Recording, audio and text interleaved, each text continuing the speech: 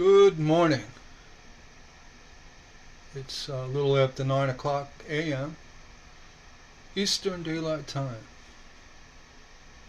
I'm going to be going live in a few minutes, just checking out all the video attributes and what have you.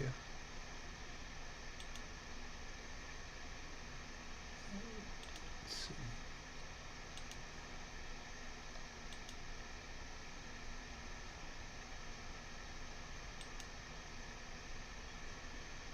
Just checking out my feed.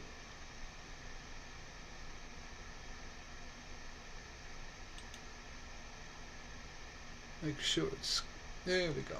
Okay. Alright, welcome. I'm going to jump quickly to the forum to announce the feed is active. So just bear with me.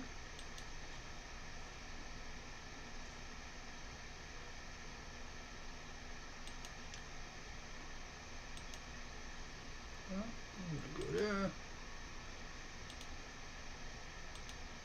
I'll go back to Facebook real quick. Alright.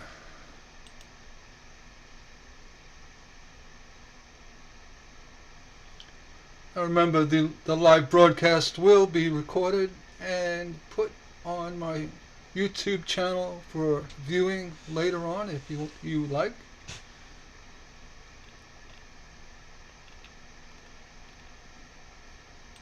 Why is it showing me this? I don't know. Alright. Okay, here we go. Going live. Okay, let's try it again. Going live. Please join in.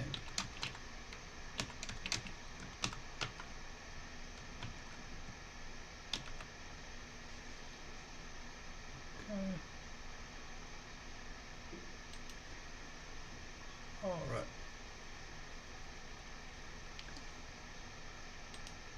Okay, back to the group. All right. Looking at a nice butterfly. A bee. Huh. I have butterflies in my mind. All right, gonna interact. All right, I haven't done a group update in a while. Stained Glass Patterns on Facebook. And I just wanted to welcome everybody who does come in.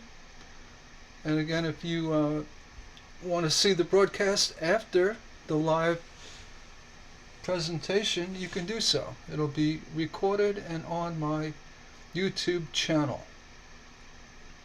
If you subscribe, you'll get notifications that I am live, or you can see it on the Facebook group. I did leave a post just now, and if you want to contribute by means of a question or a comment, please do. I welcome all comments. You can tell me I'm an idiot. I don't have 3 people, editing my stuff. I don't have moderators. This is all as it comes out. I'm impromptu. Nothing's written down. I'm going to read the forum live and comment on posts. That's what I do. I also have other places I can go. If you want me to look at something, be my guest, shout it out in the chat. Let's see. Let me sign into the chat. I'm going to go back. Docs, chat. There we go. Let's drag the chat over here. Come on, chat. Get over here. There we go. I want to do that. Okay. Well, I'll tell you, I have more problems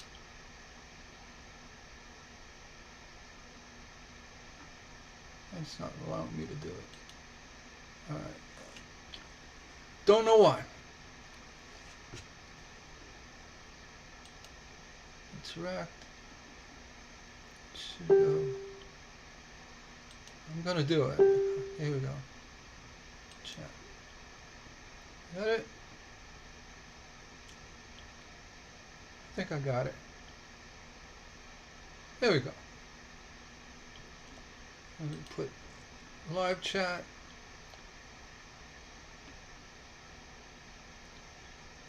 All right. Excuse me. I'm back to the forum.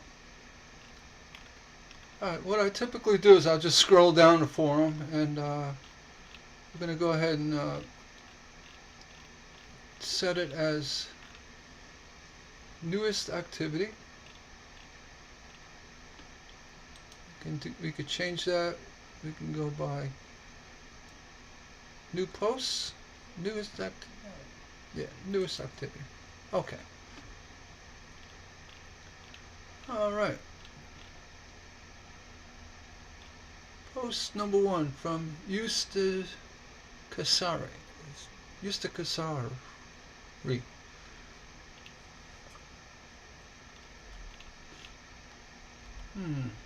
Something looks a little odd about this. Well,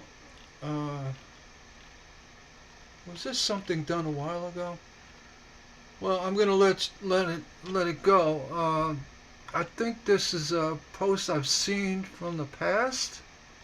I don't know if let me see, could be real. I don't know. My apologies if you are real and you're just sharing something. Oh, you know what? I think this was done 53 minutes ago. That's odd. Alright, I'm just going to scroll on by. This is, I believe it's an old post. So, I just don't know why that's coming up. But, let's see if we can change the settings here. If you're dealing with my sloppiness here, my apologies.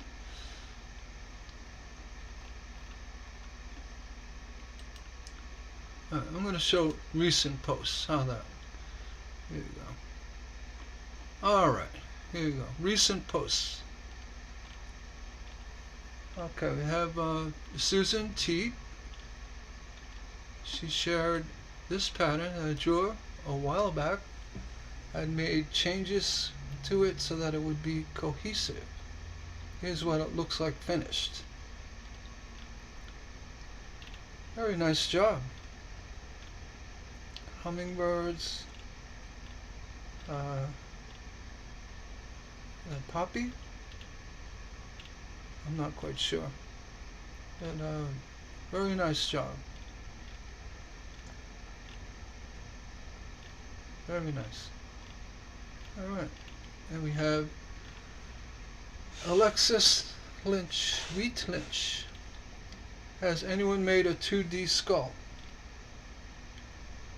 Well, I'm sure a lot of people are going to come in and comment on this post. You know, skulls are popular. They're sugar skulls, and I'm sure you'll see some action on your post. And that's me going live. Well, here I am. And let's see. Francesco Corica. Maripose. Alright. Like stained glass wall art. It's different. Very nice. How big is each butterfly? The body made of metal. I'm pretty sure it would be. Somebody just commented on my post. Yeah, if you want to discuss anything, please, Hit the live chat. I'm going to try to sign in. You send will appear public. I'm going to try to sign in. No, it didn't.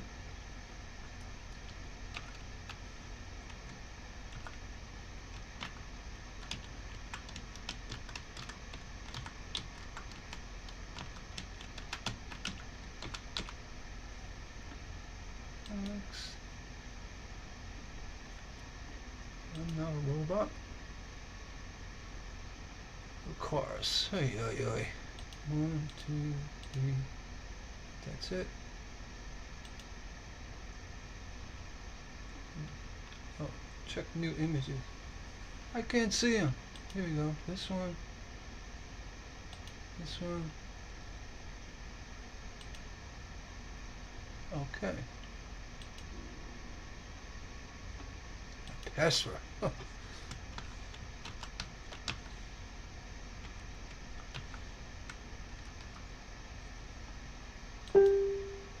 No, that's my password. Wrong password. Oi, oi, oi.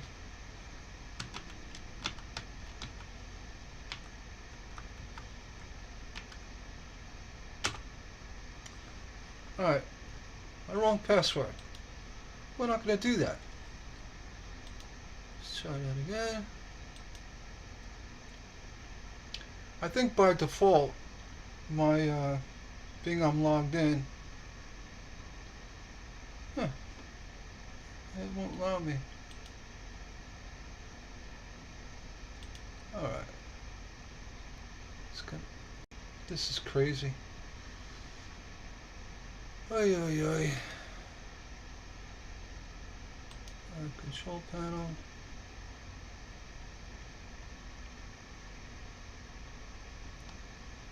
Docs.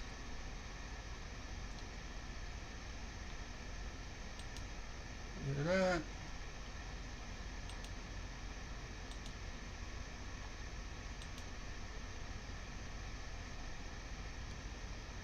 Why will it not let me in? Alright. Please bear with me for a minute.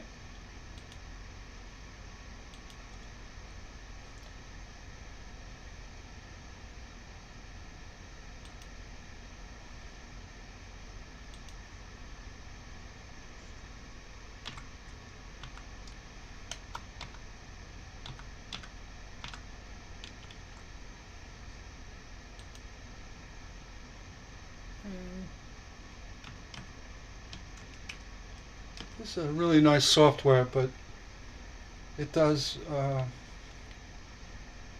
it gets screwy.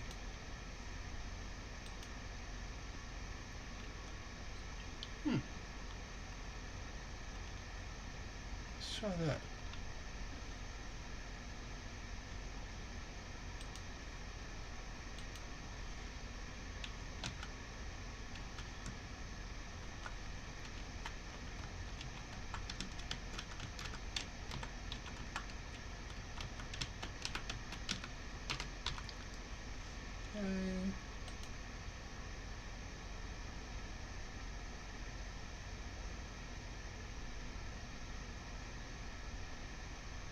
Okay.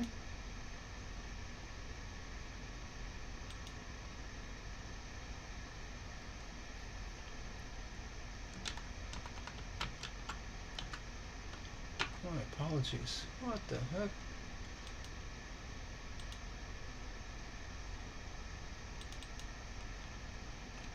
Let's try this.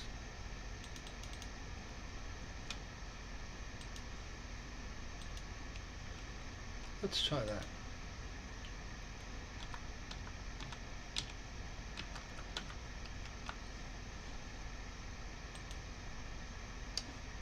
Why is this annoying? Alright. Well, maybe there's no chat for me today. Let's just see. Let's try another way.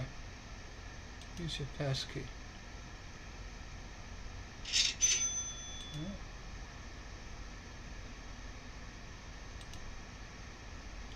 This is very annoying.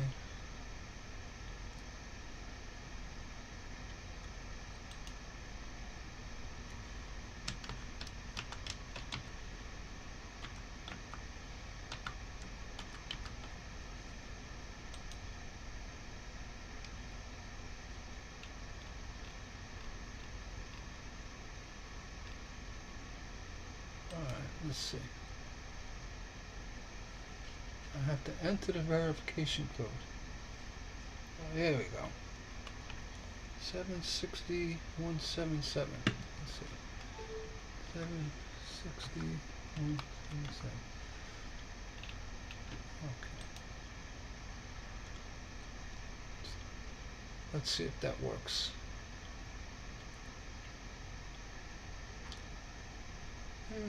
Okay. Alright. I think it's working.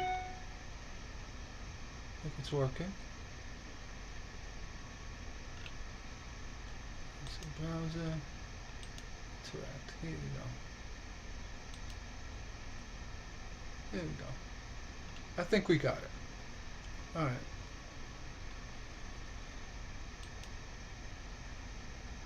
Test. I'm going to test chat.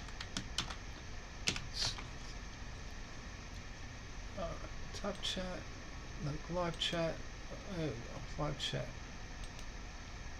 Okay. Chat has been tested and it works. I was like pulling whatever. Pulling hair. Little I had. Alright, let's get back. Okay, butterflies on the wall.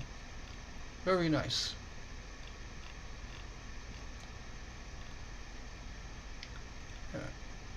And a little late and finally make this up a set.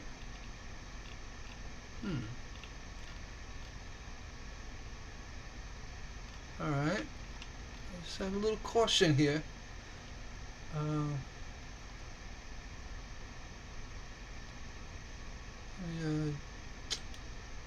I have to veer off a little bit and check out this person. I can't let it stand.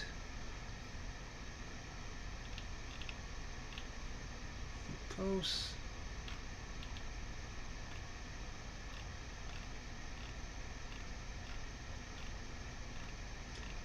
No answers.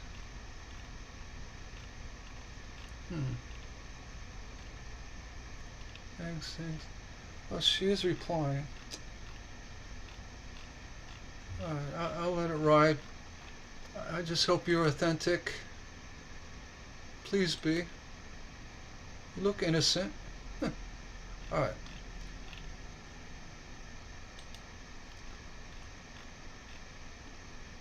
So we had so many people get scammed, their images copied, their text. I'm like nervous to even go on the group these days, you know, the fear of seeing nonsense, which is it's beyond insulting. It's almost heartbreaking. You know, some people have their things taken from them. Facebook is very lackadaisical, is that the word? About privacy with IP, or actually protection of IP, your intellectual property.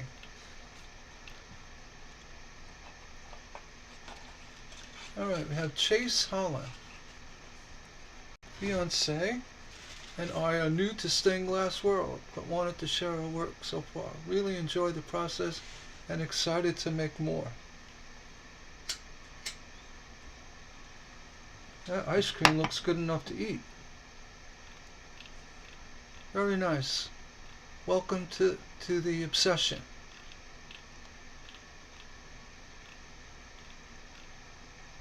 Alright. This is the subject I was kind of leaning into just now. I did a lot of digging. I've been up since 3 o'clock working on this, and it's 6 hours. You know, on and off, but you know, I had my oatmeal. But these scammers, I mean, they take pleasure in grabbing content.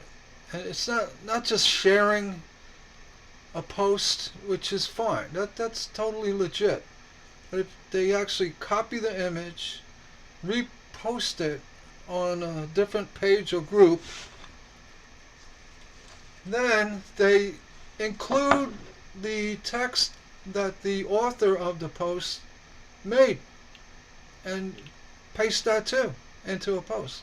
So basically they're mirroring the exact post found on stained glass patterns, and they're posting it elsewhere. A lot of people say, why? Why are they doing that? Are they cheap thrills? I mean, really. But there is a reason, and it's very nefarious. I am getting to the bottom of it. I already reported the copied content to Google, which that's how I found the content.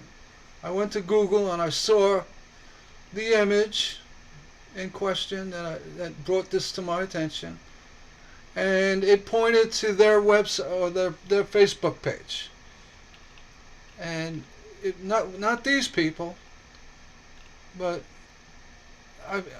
everything led back to these people right here from Stained Glass Art Creations. I'm not saying they're involved directly, other than that things came back to them, with this stained glass admin, that this person posted somewhere else with the same type of IP theft. Which then I dug a little more and I got back to this group, which, believe it or not, I was a member. And then I started looking at these profiles and everything turned up phony. I mean, Sharon may be somewhat legit, but she's complicit on this all. She's not aware that the other admins in a group are phonies. She's got to do something about it. I mean, I don't want to go there. I mean, I could go there and show you right now. And this, I took a screenshot of this group. And it showed you who the admin team is. And as well, that same admin, the stained glass admin, posted the same type of content, basically stealing the whole post and reposting it, and was called out on it. Never got a response. So the member who said, hey, I saw that post somewhere else, didn't respond. So I said, oh, that don't look right. I looked at the profile. No followers, no people. This new account. I mean, it's all the red flags. So here I am scrolling. One thing led to the next. They're a bunch of scammers. I don't know if they have an agenda or what have you, but the bottom line is they're subverting the indexing of stained glass patterns. It's not healthy for the group. It gets people upset. I'm upset, and people are now not posting because of it. I mean, come on. I will pursue it. I'm going to go through legal channels through Google.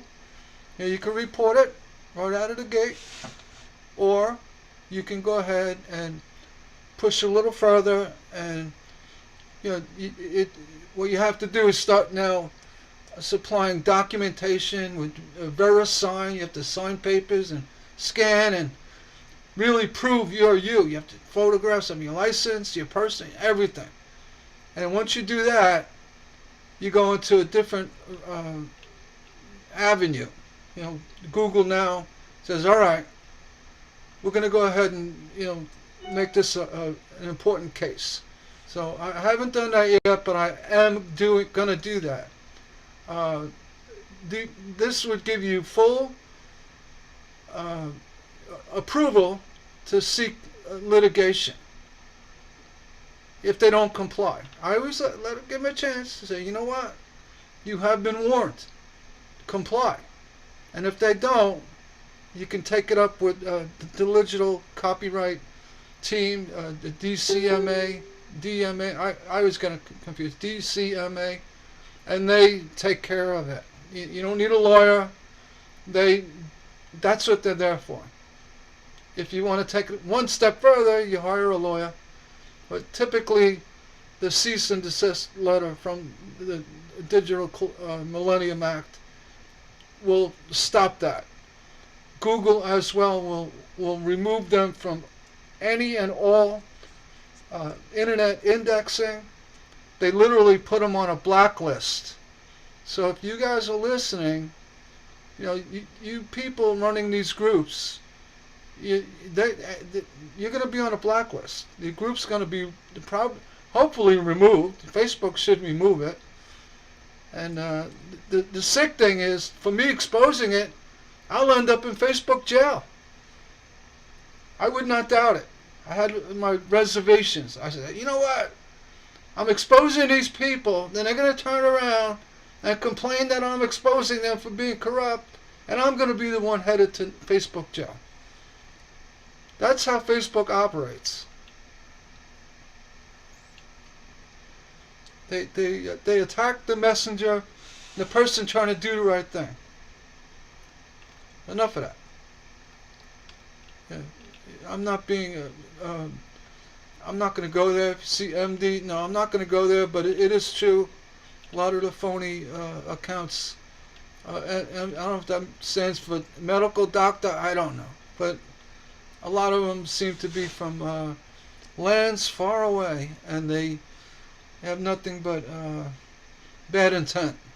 Not all. I'm not going to, be a racist or, condemn people, without proof. I'm not going to do that. But it's true, Eric. I agree. If you see MD, you got to wait, look at it real good. All right. Sam has a Sam Supply Shop in Etsy. Oh. Started making wooden stands to display your glass in. I think we have to take a visit to Sam's Etsy shop. I think I'm going to do that.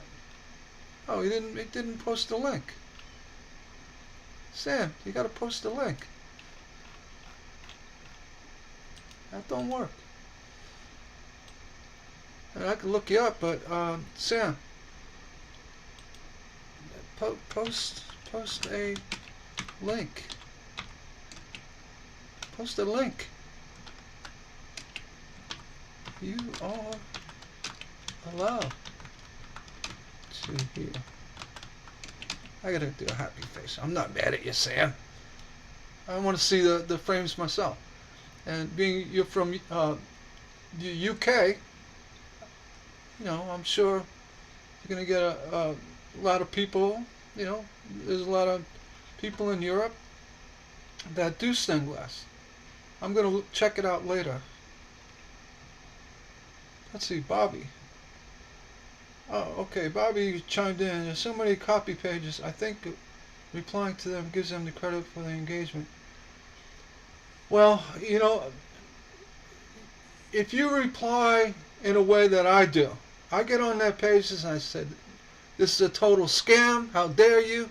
I give them a piece of my mind. I also let them know that they're not getting away with it. And I am following up with every legal angle I can. And I didn't think about it earlier, but at first I was reporting it to Facebook, say, Facebook, look at this, they're scamming, it's fraud, And then a day later, Facebook comes back, oh, we have a report about your issue. And it says, oh, it doesn't go against their standards.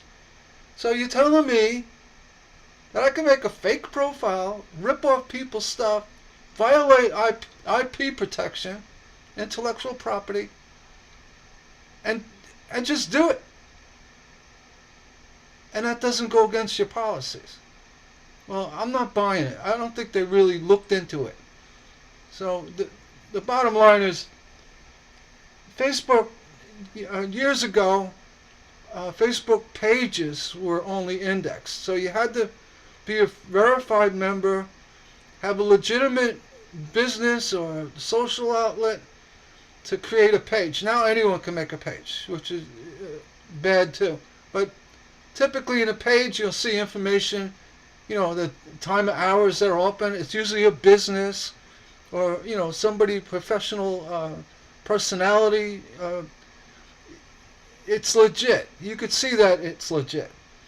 And what Facebook did, it allowed indexing of pages for Google results. So basically, if you search for stained glass, or Down East stained glass, my page, I have a page. On Google, you'll see the link to the Facebook page for Down East stained glass. It's all good. It's how things should be. Well, recently, I'm saying maybe a year or two ago, Facebook now included groups in their indexing. It's a meta tag. I'll do a brief thing on meta tags. Meta tags tell search engines what to do with content on the web. So if you have a meta tag that says no index, no follow, basically it's saying, spiders don't index this page. So it won't show up in search results. Now groups had that tag. You can't see it. It's part of Facebook. I wish you could edit the HTML, but they won't allow it. But in the HTML, you could view the HTML. It would show that there's a no follow, no index tag on the meta tags. So the groups basically did not exist on search, on Google and what have you. You needed a physical link from somewhere to go there. Now, all the groups are indexed. So anything you post in a group, it's saying, hey, look at my beautiful duck stained glass window I did for my grandmother in Albuquerque. If you did that, you post that text. I made that up, but if it exists, I'm sorry. I didn't mean to. But if you posted that, and somebody came along and says on Google and said, I want to make a stained glass window in Albuquerque or for my grandma, they Google that.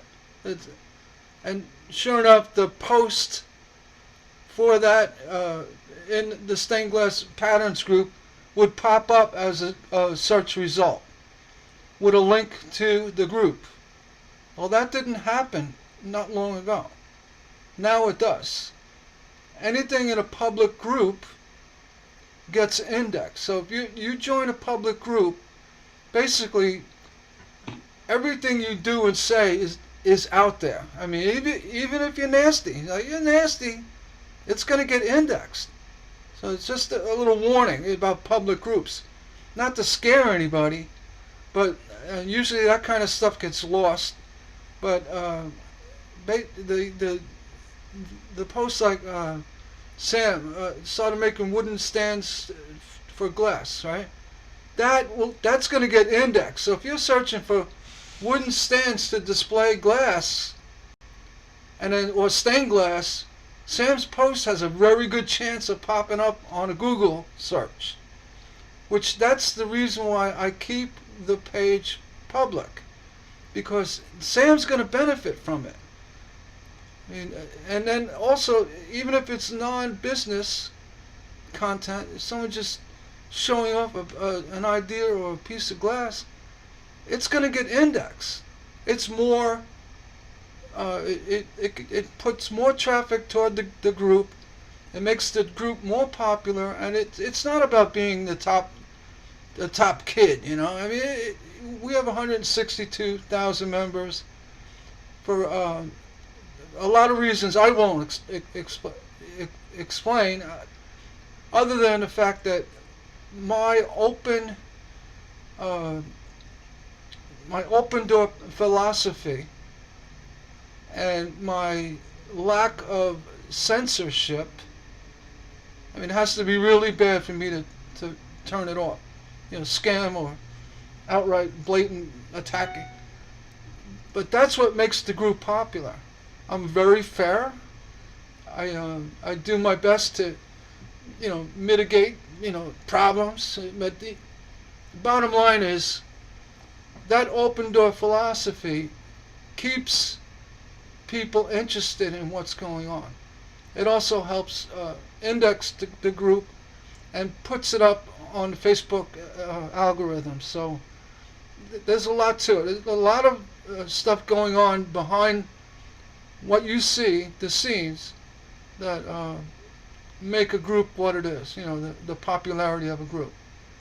Spamming and doing that, they'll never get anywhere other than they're going to gain a lot of traffic through false indexing, you know, spamming the index.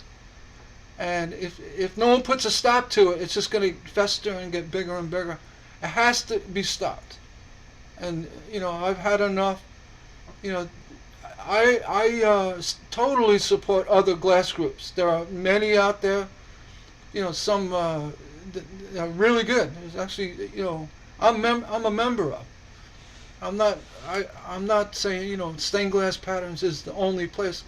It's just that when I created the group, I grabbed the web address. So it's facebook.com/groups/stained glass patterns. The purity of the URL, Stained Glass Patterns, gives a lot of weight to the popularity of it. So with that said, that's why, and there's more to it, but that's a big part of it. Well, good luck, Sam. Post the link, please do. I don't want to go into SEO. Anyone has questions, ask. I should be able to help. I did that actually I got paid to do it by some big companies, and years ago it was a big thing before the new algorithms and the spiders, how they changed the way they look at the internet, and with HTML5 things have changed. The use of, you know, they're called meta tags, you know, content description keywords.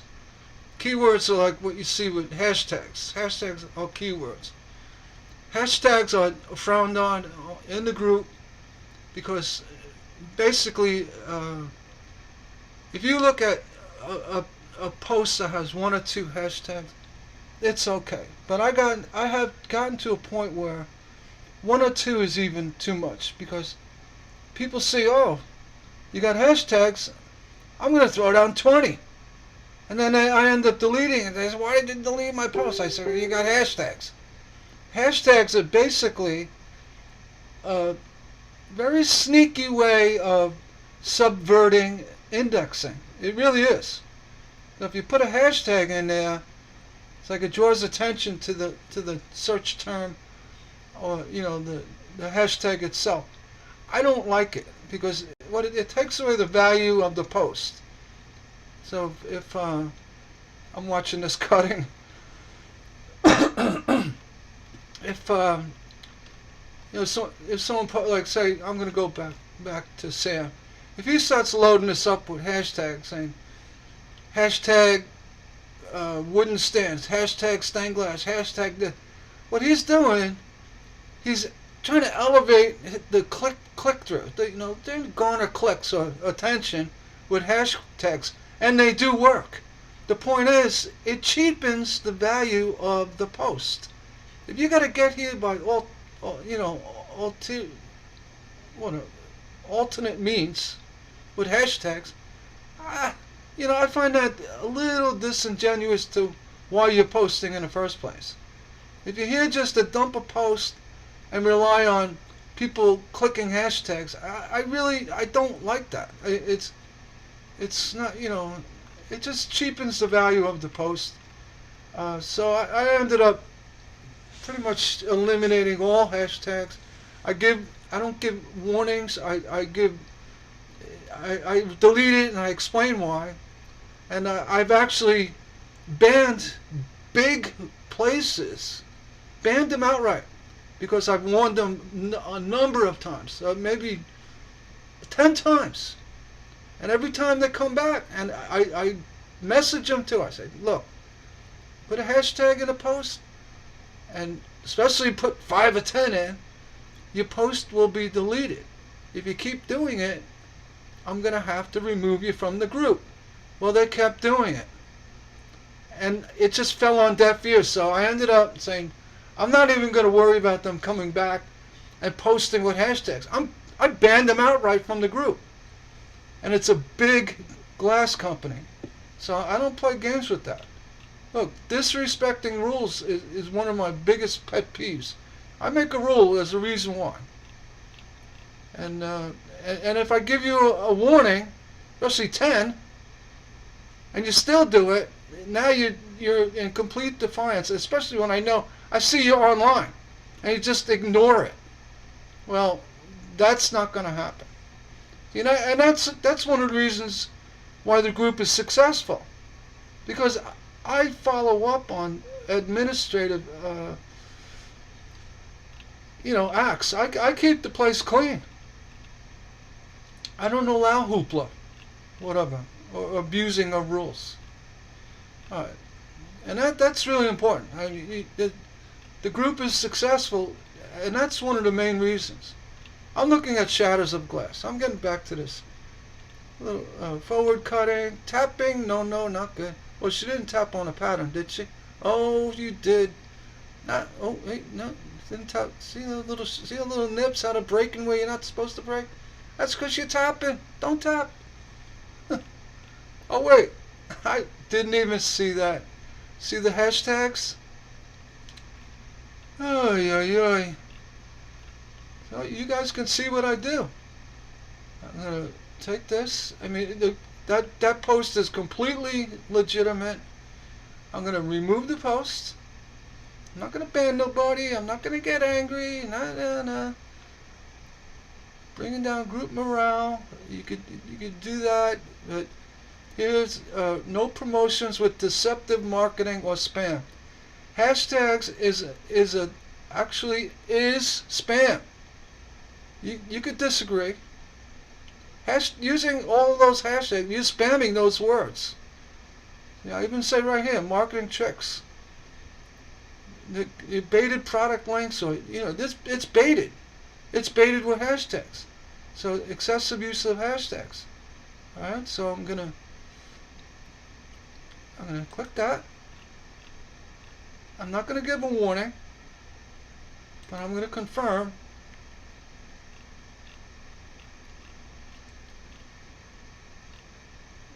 I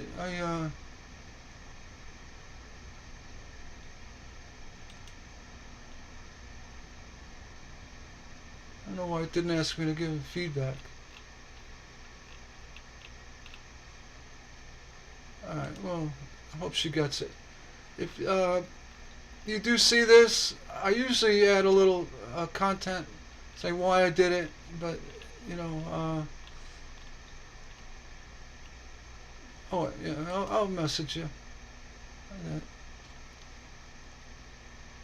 Okay, where'd that go? There we go. Please, no hashtags. Repost when ready. It's probably in her short video that's loaded up on hashtags. Alright, but download your video, make a new one, do what you gotta do. You could post to the forum. You could link to your webpage. You could do all that. Link to Etsy. Just keep the hashtags. Don't put them in a group. Alright, thank you. Alright. Clayton Johnson. Alright, now I'm getting confused. So this is Rodney's post. Did you just share this?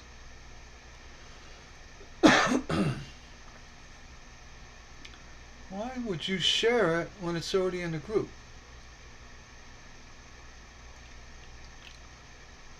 Okay.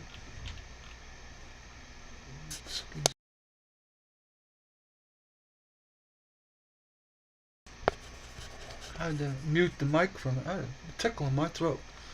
Alright, why did you share Rodney's post?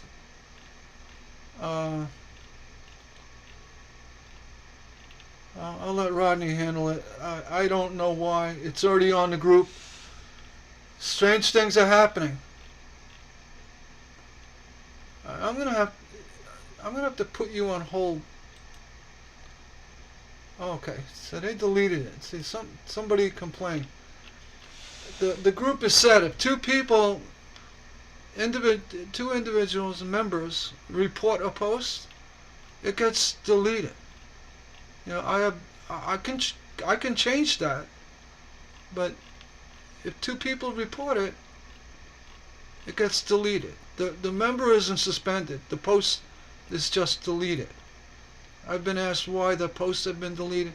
If on this very democratic forum, stained glass patterns, two people say no good, and I look at the people that report it, and if I say, all right, yeah, they're legit, you know, and I try to understand their concerns, and 99 out of 100 times, the concerns are valid, and I let it stand. I can reinstate it and then actually suspend the people who reported it. I have done that. They just report it because they don't like the color of somebody's glass. I mean, I say, you know what? I'm putting it back, and you're suspended, and I'm going to tell you why. And those folks, either they come from outside somewhere, they just want to cause problems, or if they're legit, I read into it. So I'm doing the scrolling thing. I start flapping my gums and I scroll. Alright, we got Timothy Hill. Look at you go. The cliffs and the ocean. Very nice.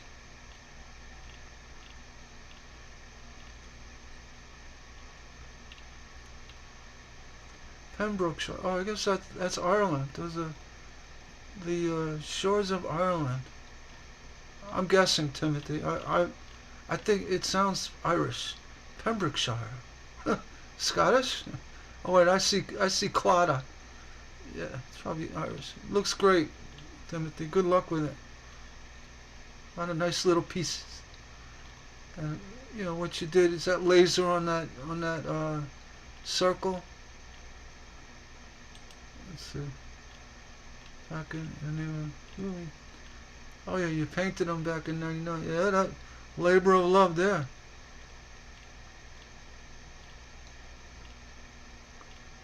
Hmm. Far away. I like it. I admire Celtic. I every now and then I call it Celtic, because I don't know why, but I correct myself. It's Celtic. So I believe I'm correcting myself. Alright, here we go. This is another one. These short videos, that's Tiffany Glass Art. They look legit. I'm gonna let this one ride. I don't have a problem with it.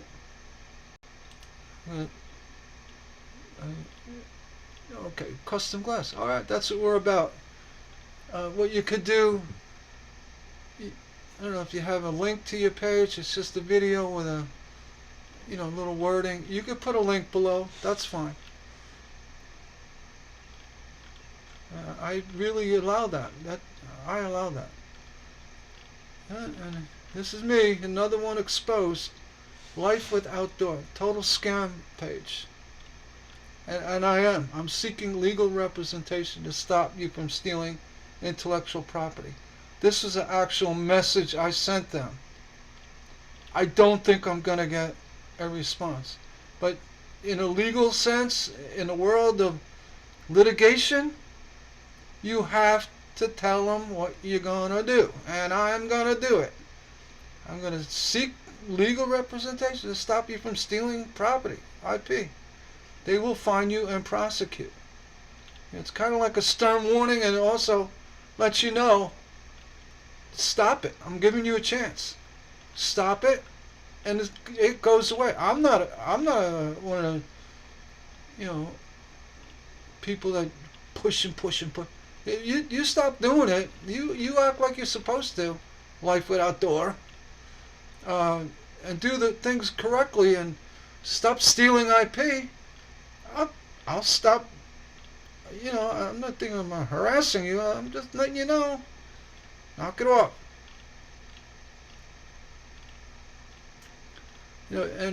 Joy watermark your work. Yeah, you know what? That's half the problem. So they'll take the watermark picture and post that. You're missing the whole point of subverting the index. Or the content of the text. Somebody makes a nice paragraph about their piece, watermarked or not, and then they just copy and paste the whole thing. That's not it. I mean, again, our group endorses sharing. You like the post, share it. Just don't copy and paste the images. It has a share feature. Look, it says share, share, share, share. Want to share it? Share. That's a public group. All right. So I hope people do get that. All right. And I got such a headache dealing with these people now. I'm tired of it. Actually, I got myself worked up. I can't take it. It's like either they're ignorant or they're evil. I don't know. They're up to no good. Where's the pleasure in that? Where's the pleasure in causing other people pain? There's got to be a reason for it. It's not a bot. These are real people doing this. Bots just don't copy and paste. If they do, that's a bot. I don't think.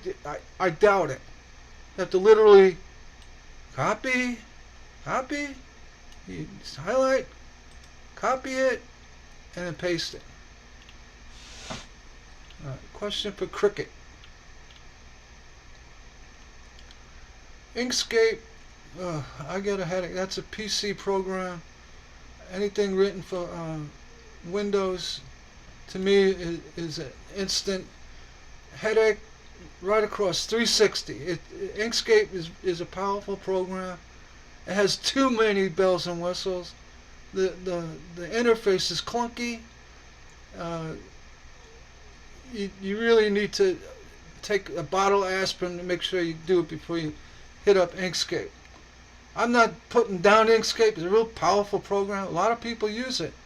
But for me, I'm a Mac guy. Inkscape don't cut it.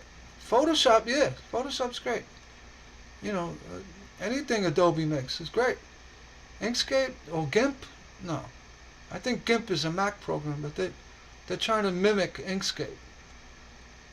All right, let's see the question. I usually make them then cut out on Cricut. How pen did I not make? I cut it out. The lines are very thick. Does this alter the outcome? Yes, it does. Of course it does.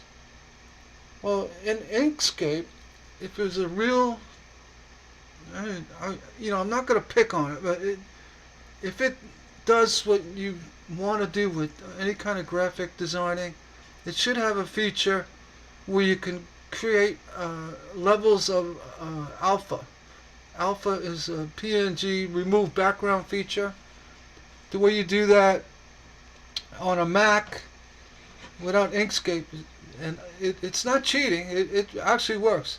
You take the image, say it's a line drawing, got thick lines in it.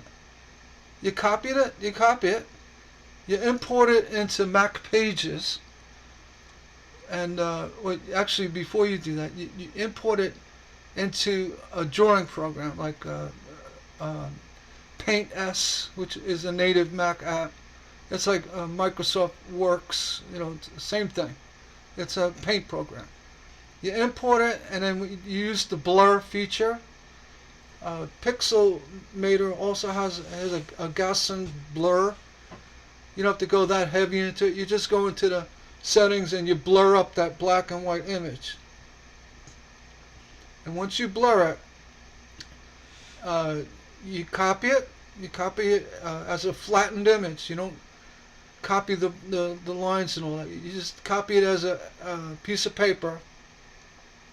import it into Apple Pages, and using that alpha tool, remove background feature, you start removing the pattern pieces, the up to the line you want. And by doing that, being that it's blurred, it has a very fine tuning variance of how far it goes into the center of the line. So if you go too far, you're going to go over the line. So you go just far enough, and the way you want to regulate that, you put a 1 pixel border on what you're doing, and that'll bring it to the thickness that you want to do. That's one way of doing it. Another ways of doing it, you can go into apps like Pixelmator and trace over it. You can use a pen, trace over it. You can also, in Paint S, has a feature you can remove background, and also has a gamma setting. If you set gamma to max on a black and white image, it really darkens the dark areas. So if you set gamma and then you do your blurring, you're going to get a better remove background overall. So that's the way I could suggest that. The other easy way, if it's a simple pattern, is to just go ahead and trace over it using an iPad or the mouse on your Windows, your computer. If you don't have Pixelmator, I bought it. I said, you know what? I like the idea that you can add glass fills. Take actual pictures of glass, insert it into the pattern. That's the only reason why I bought it. I never, ever expected to see what I see with Pixelmator. I mean, it is a game changer. I've been doing patterns and digitizing patterns for a very long time. In the beginning, in 1998, 97, 98, when I first started really digitizing, I used to fax the pattern to myself. My computer, my old Mac Performer, had a fax feature. It had a telephone jack. So, and it had a program that received faxes. So what I did is I unplugged the phone jack, plugged it into my fax machine, faxed it to the number, plugged it back into the computer, and there's my fax. That's my digital transfer. And then I upgraded to a flatbed scanner. But there's a lot of programs. Well, I was getting at, Pixelmator goes so far beyond the normal expectations of line drawings. I mean, I learn stuff every time I use it. And I work in one layer. You can use layers. There's so much power left in Pixelmator. I don't even go near. They have another feature which is really nice. Is when you select, say, a pattern, a pattern piece, and then you can go in and what I'm going to do is I'll open Pixelmator really quick. You can go to,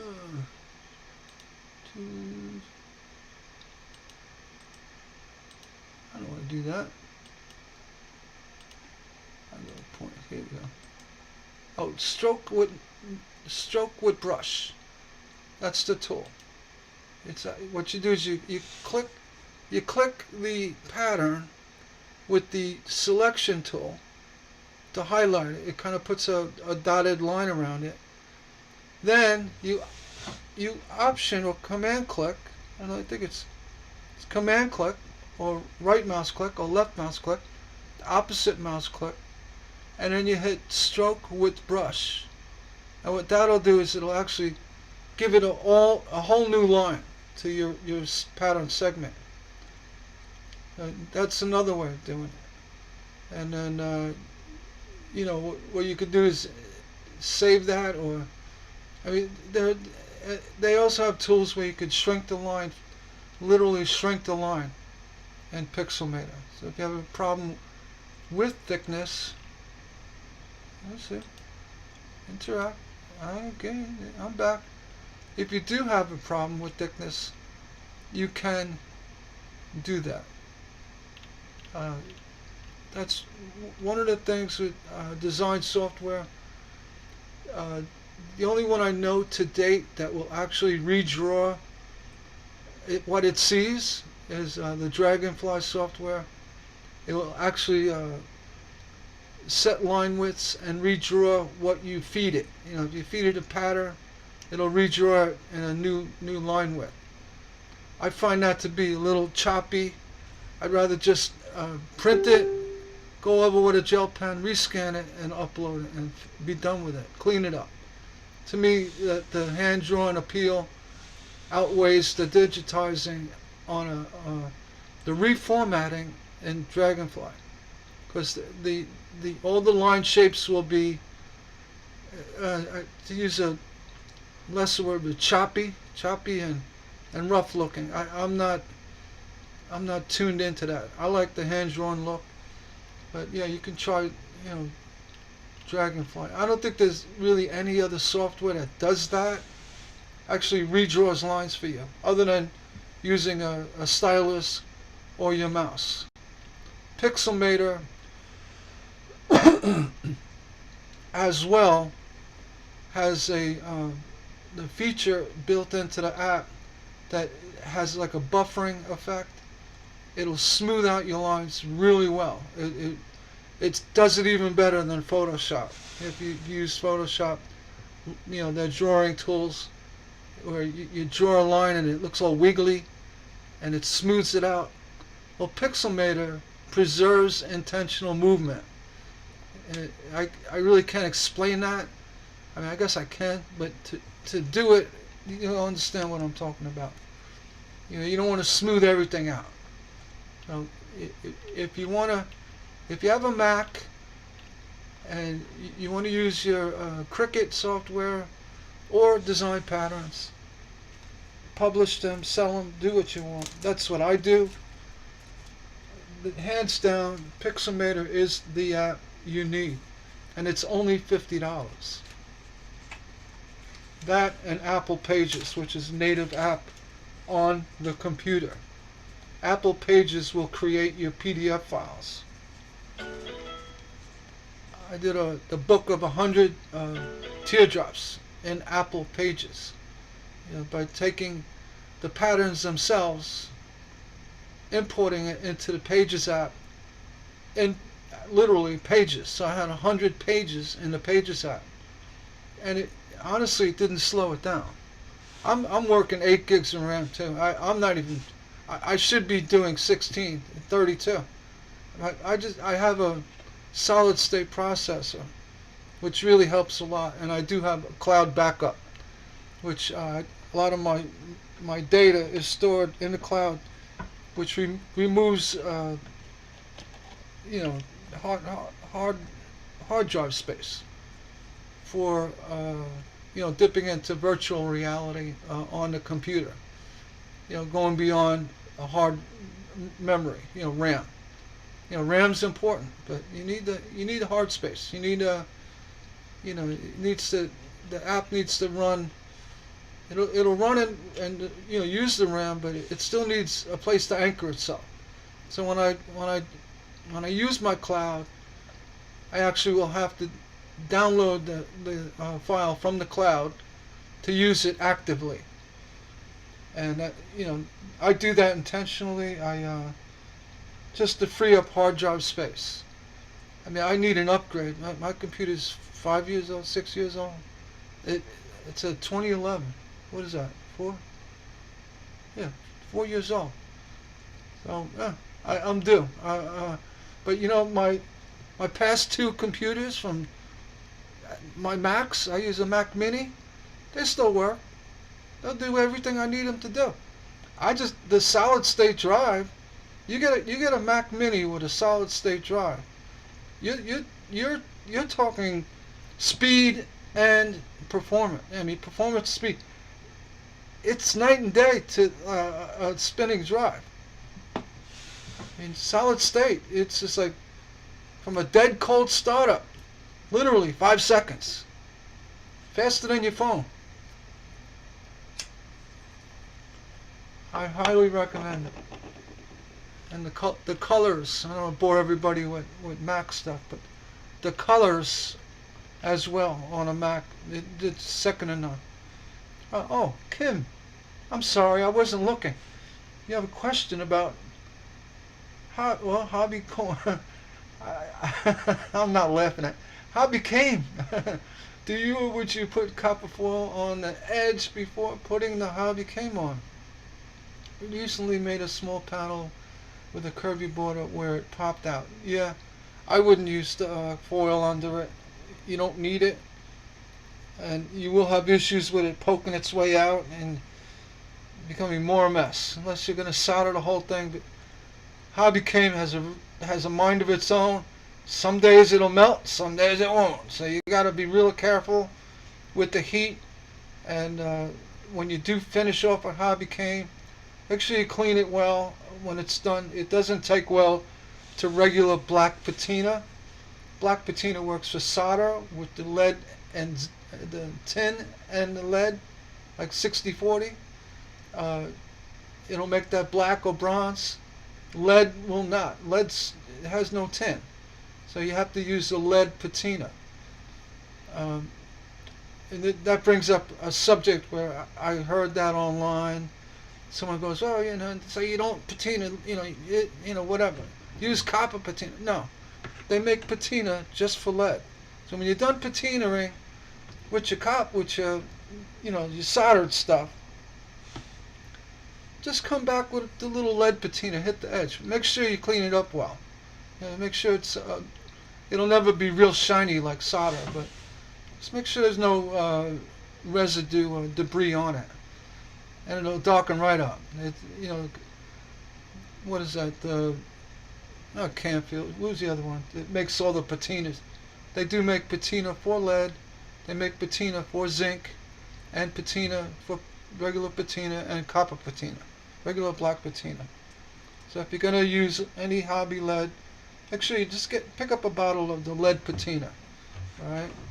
Unless you want it silver, and you don't patina. And hobby lead will never get silver like the solder would. And my cat wants to. It's 39 degrees. Be right back.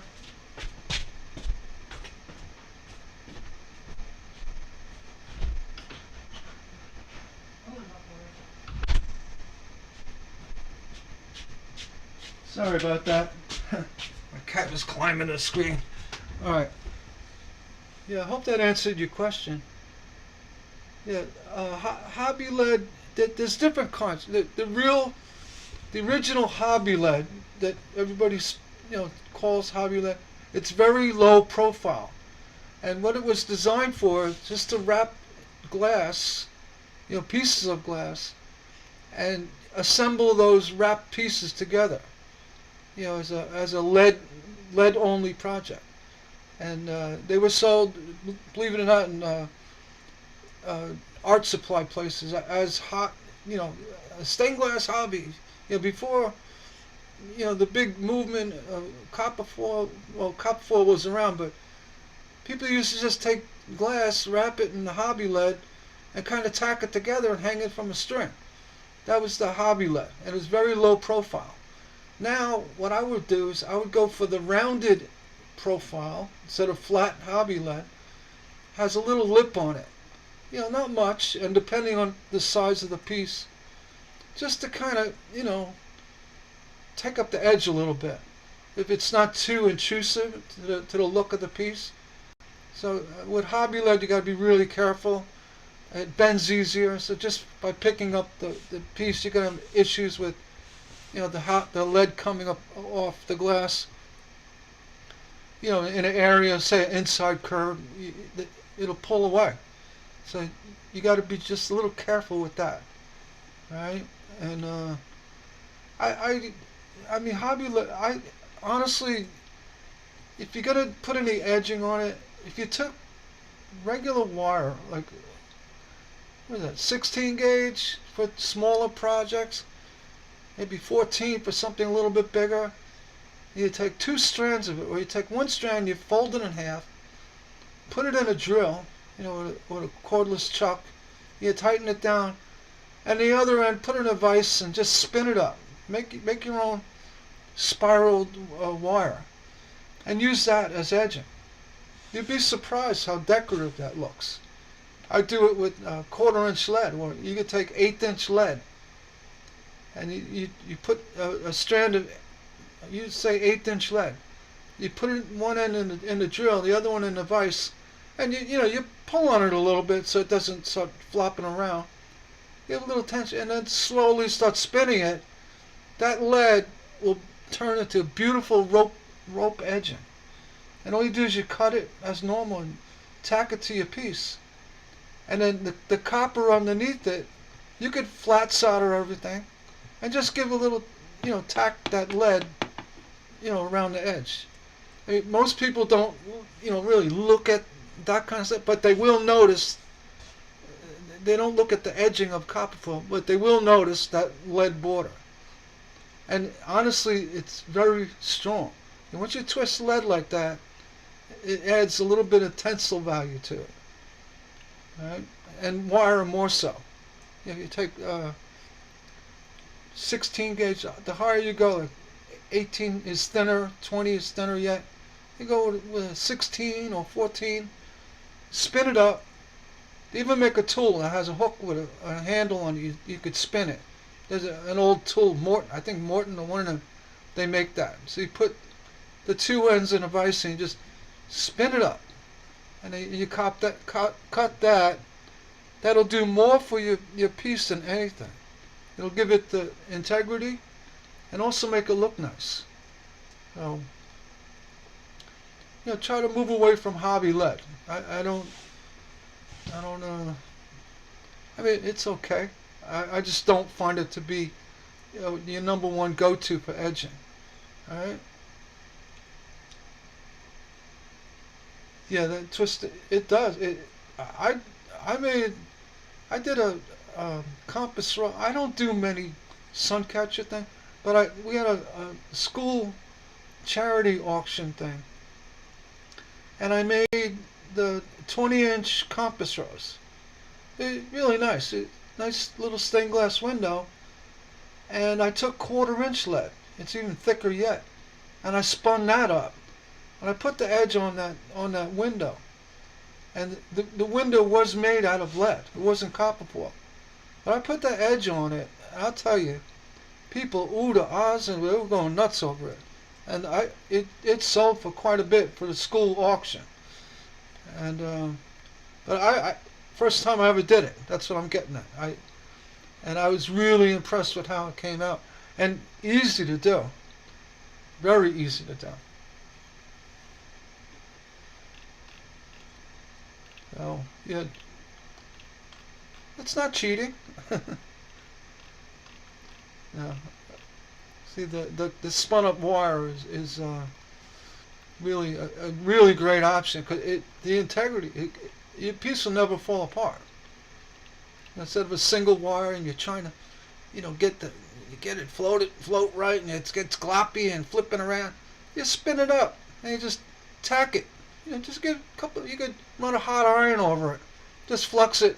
Run a hot iron on it, and it'll kind of mend itself to the tin foil edge. You don't even need to add solder. It becomes one, and then it doesn't glop up. You don't have heaviness all over the place.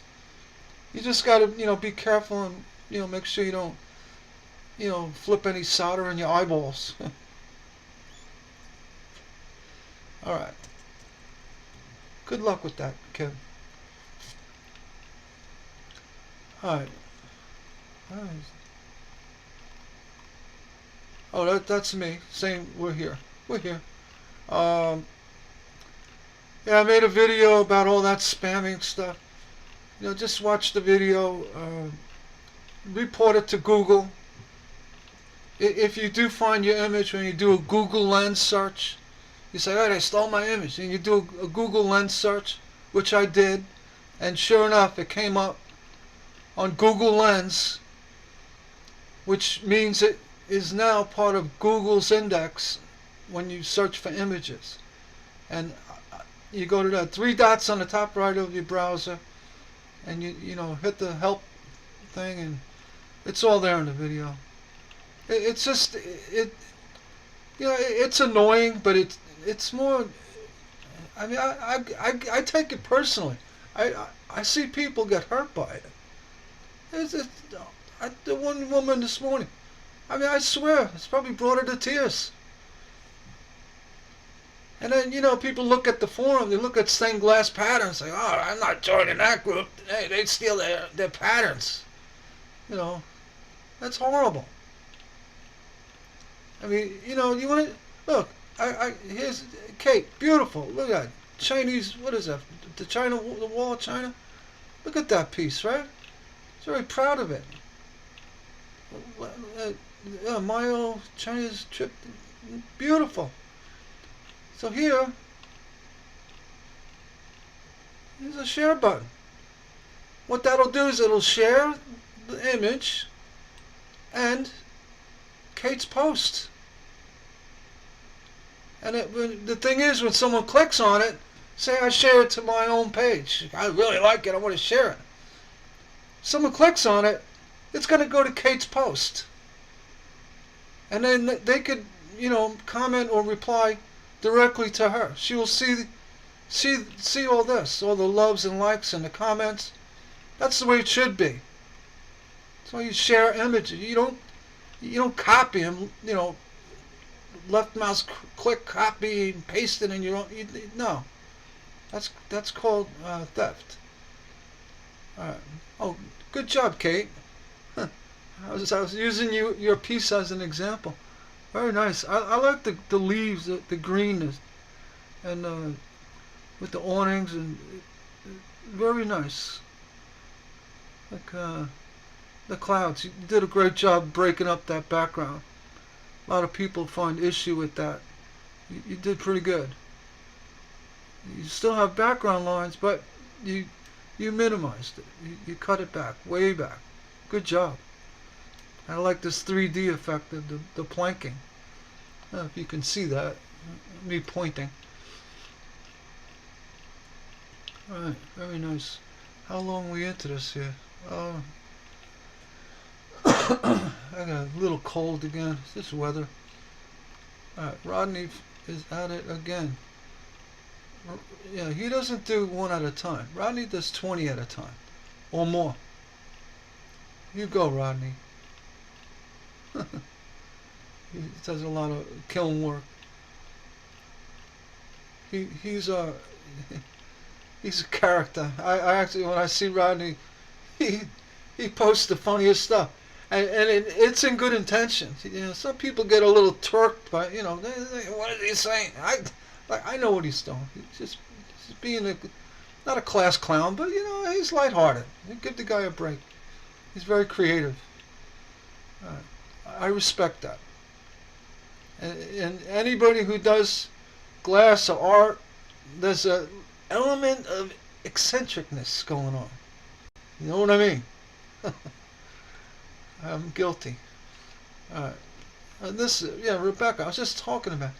I mean, look at, she's pouring her heart out. It's horrible. I hope they, I don't know, I hope we get some kind of resolve. You know, blocking her doesn't do it.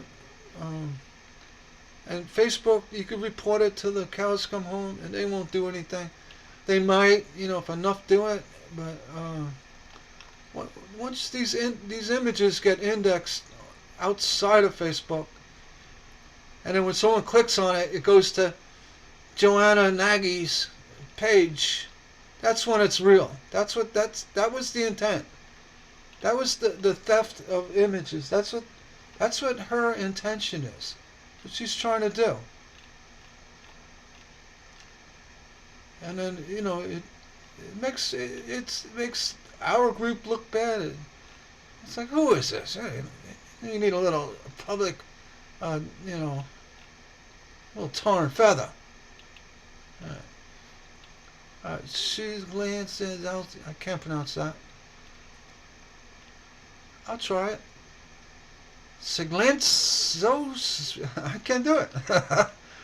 I'm sorry. I didn't mean to embarrass any or whatever. Be an idiot. There's another Monstera. Is that how you say that? Monstera. Have a nice week. All right. All right. Another refrigerator door post. I love them. There's, look what I did. There you go. You got a hinge joint. Steven. I didn't even hear the siren, Steven. The hinge police are here. Well, you know what? If you're going to use this as a paddle for a canoe, I'd worry about that hinge joint. It's not going to be an issue. The reason why I say that, if I could show my mouse, I can't. All these horizontal lines going against that hinge point. If it was just a horizontal line on its own going to that, they might have issue. You have it from the bottom going up a bit, but toward the top, they're connecting. So that's going to take away the hinge for the most part. You're still going to have a slight hinging on the bottom, but it's in my opinion, it's going to be strong enough, especially if you lay down enough solder, it'll be okay. But yeah, Stephen is right. You do have a hinge, but whether it's going to be significant, like I said, it's a decorative piece. You hang it up on a window. You're not going to use it as a paddle for a canoe. You're not going to sit on it. No. Yeah, you're right, but does it matter? If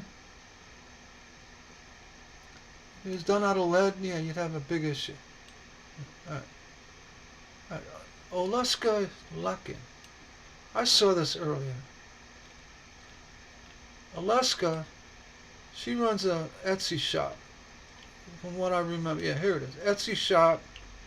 She does patterns, and problem I found earlier, she didn't have full disclosure, right, on her.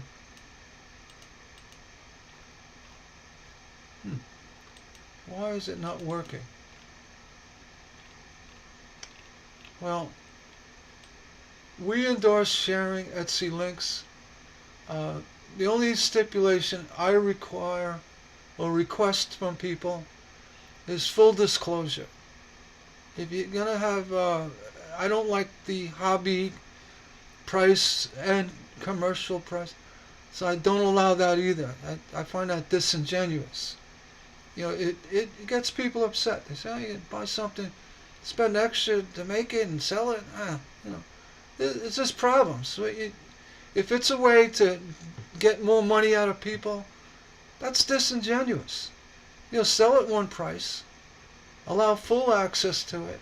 As long as they don't sell the pattern, that's different. They're going to make 10 pieces and sell them. What is it to you if they buy a commercial license? I mean, honestly, really, the end game for your patterns is to the average glasser to get the pattern and make something out of it. What do they care if they see 100 of them on Amazon? This is theirs. They made it. And the creativity doesn't start, it starts with the pattern, but the real creativity starts with the glass being cut.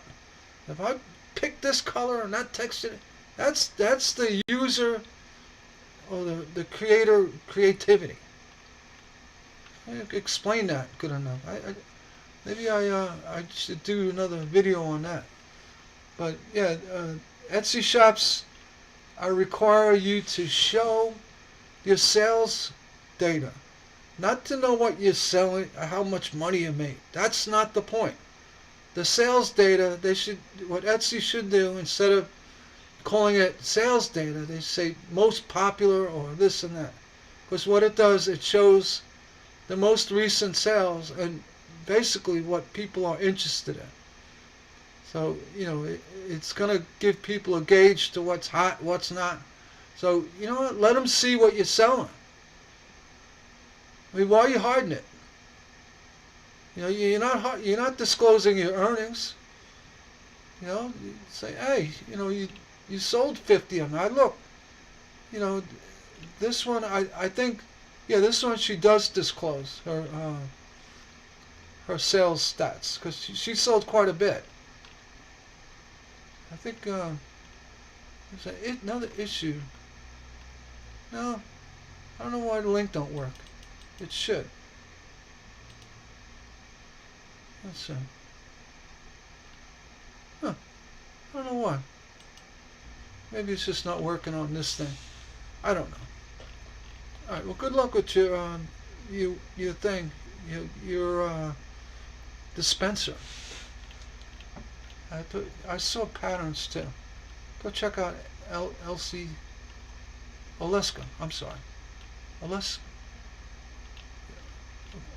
Check out Miss O, her Etsy page. All right, Rebecca Walk. Thank you. Great idea. And all the songs too. I'm reading it. Well, very nice. I see a lot of guitars being made, and always somebody with a big smile holding them. You must be proud of him. Good job. Oh, look, you did a bunch of them. What's this? Do they work? Do they actually play music? Huh. That'd be kind of cool if they actually played music. Just throwing it out. It might, I don't know. It looks like it does. Huh. Interesting. Yeah, look. People, that's incredible and speechless over it. I think it's nice. Getting ready to foil this one. Timothy. There you go. Gothic cross. And neat background lines. Very good. Is that the symbolism of the blue? Well, I guess sky, grass. Oh, and the river of wine. I'm just kidding. I don't know, but it looks nice. Could be river of wine.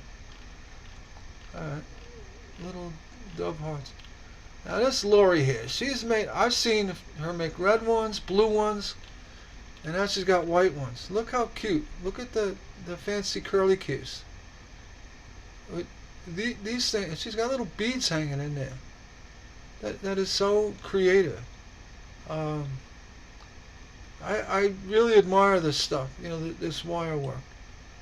It's got decorative soldering, little beaks, little embellishments. Very cute. Good luck to your ventures, Lori. Very nice.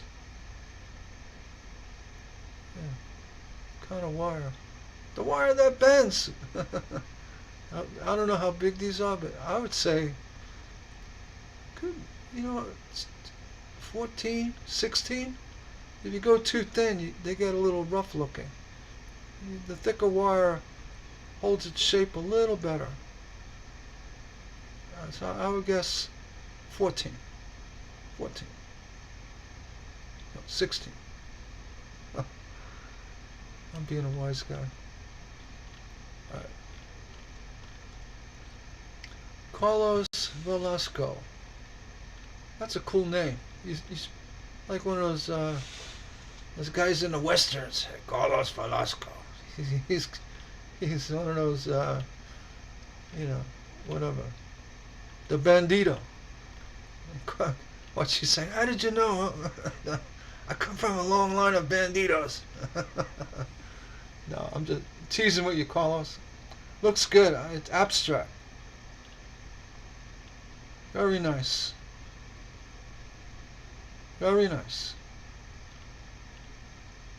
Very nice. Looking at it more, the more you look at it, the nicer it looks. I'm impressed. I'm impressed. I can't say anything else. The extended lead, and you got the weaves, you got the twist, you got the colors, and you got a band of gold. You got a little bit of tinting going on. Well done. Tell me where you get your patterns on. Oh, this is probably the most popular question in the forum. Enlarge your pattern to 24 inches across. Yeah, Staples can do it. The software can do it. You know, PDF files. You can tile it. You can take a 8.5 by 11 and make it any size you want using what is that? Posterizer. I always put a link to it. Let's say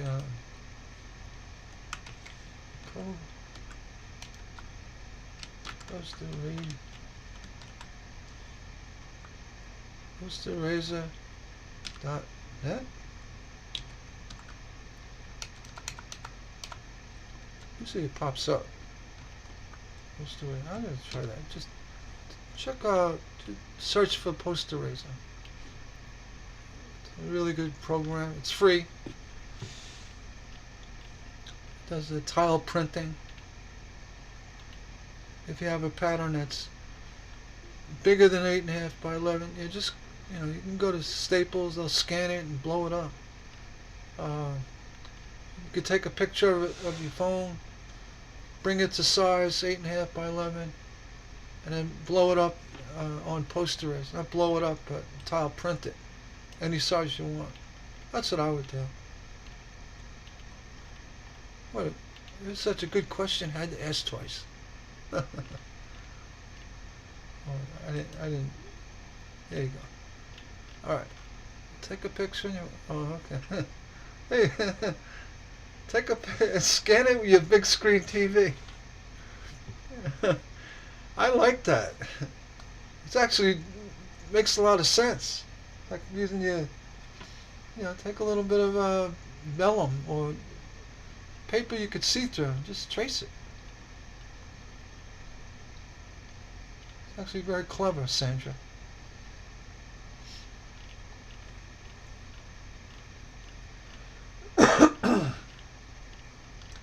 Now, somebody's looking for John Deere tractor pattern. Unless you own a John Deere, you're going to try to grab a John Deere image off the internet, or you got to watch the copyright thing. I hate to keep pushing it, but if you had a picture of a John Deere tractor and made a stained glass pattern from it, I don't see a problem with it. You start putting the John Deere logo all over the place, there might be a problem. Just go to John Deere's website and just ask. Say, hey, look, I want to do a stained glass window. Is it okay? There's somebody there that's going to say, yeah, go ahead. Have at it. You sure it ain't a Columbine? Just ask. The worst thing is they come along, they see one of the tractors made into stained glass, made from an image online that someone shouldn't have copied. You got problems. I'm just throwing it out there. I'm not going to delete this, but I'll just say, like, there you go. Here's somebody did a cartoon drawing.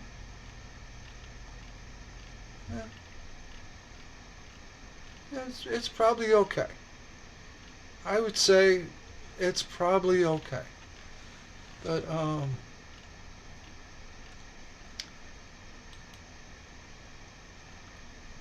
to avoid major problems, just don't sell the pattern. How's that? I'm going to pretend I didn't see it. Alright, good luck finding a pattern. Sure, a lot of people already checking in. I'm sure you'll find something. Toshio Nakajima. Nakajima. I think I did that right. Yeah, more Moruvian stars. 3D elements. Pretty cool. Does it fly? Just kidding.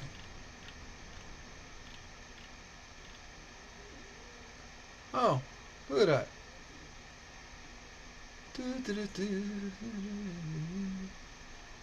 Well, that's what I get. See, that's what I get.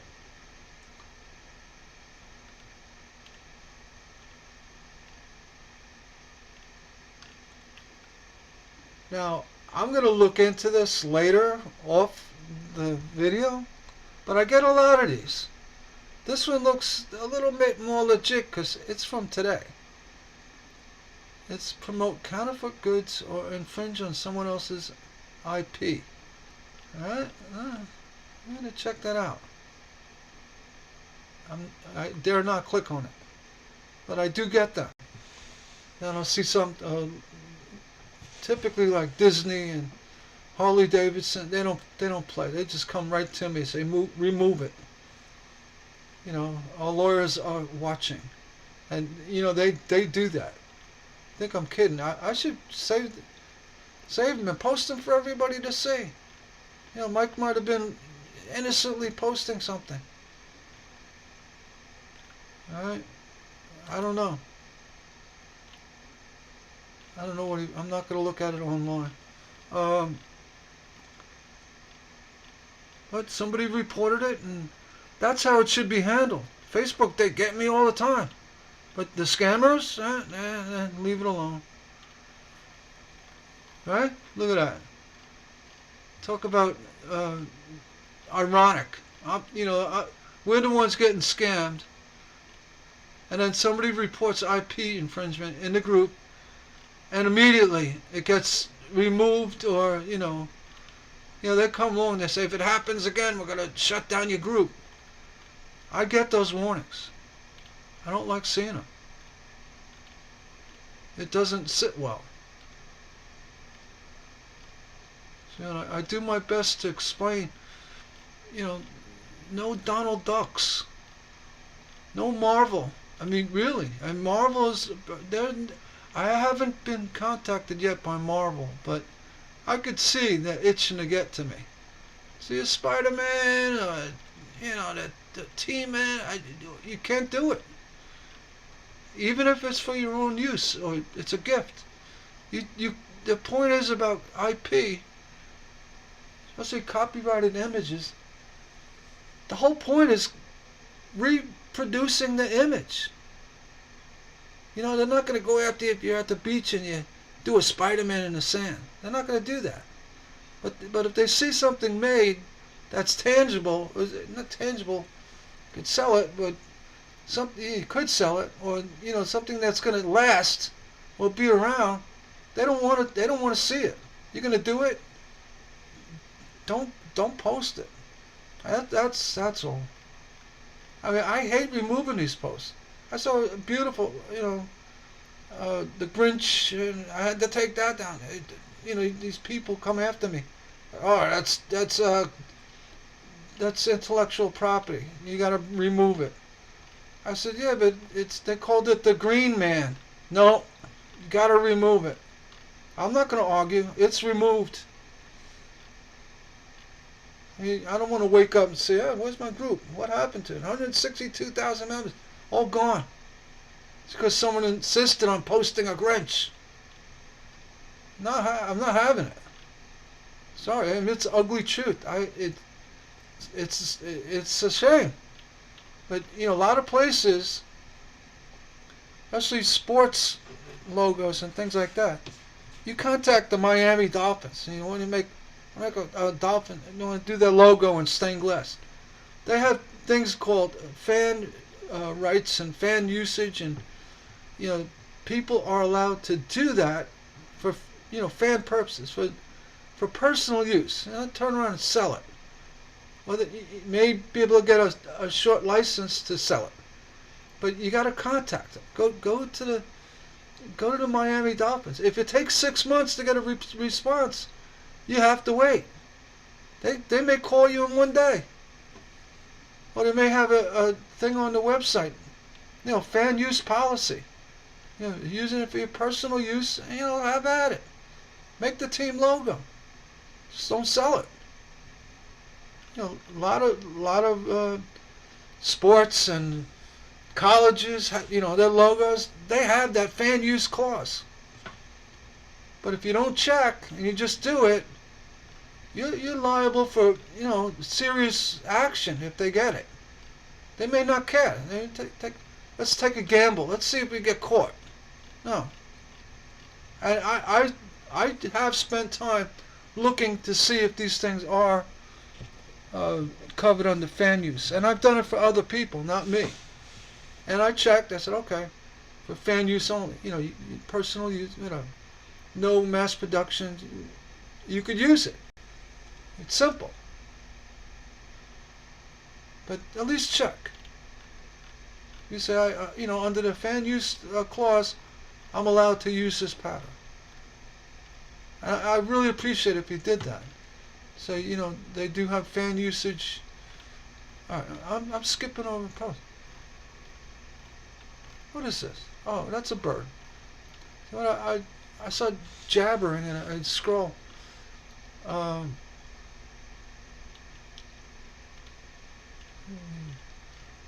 It's out of my league. Mosaic and glass. It's a cute bird. Copper foil. I don't understand the question really. Scratch. I don't know.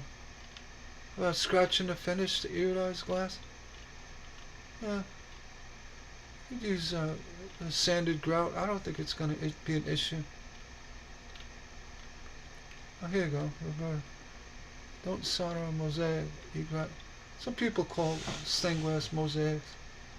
Glue to a board of glass. Oh, well, I see. Yeah, it's going to be. Huh.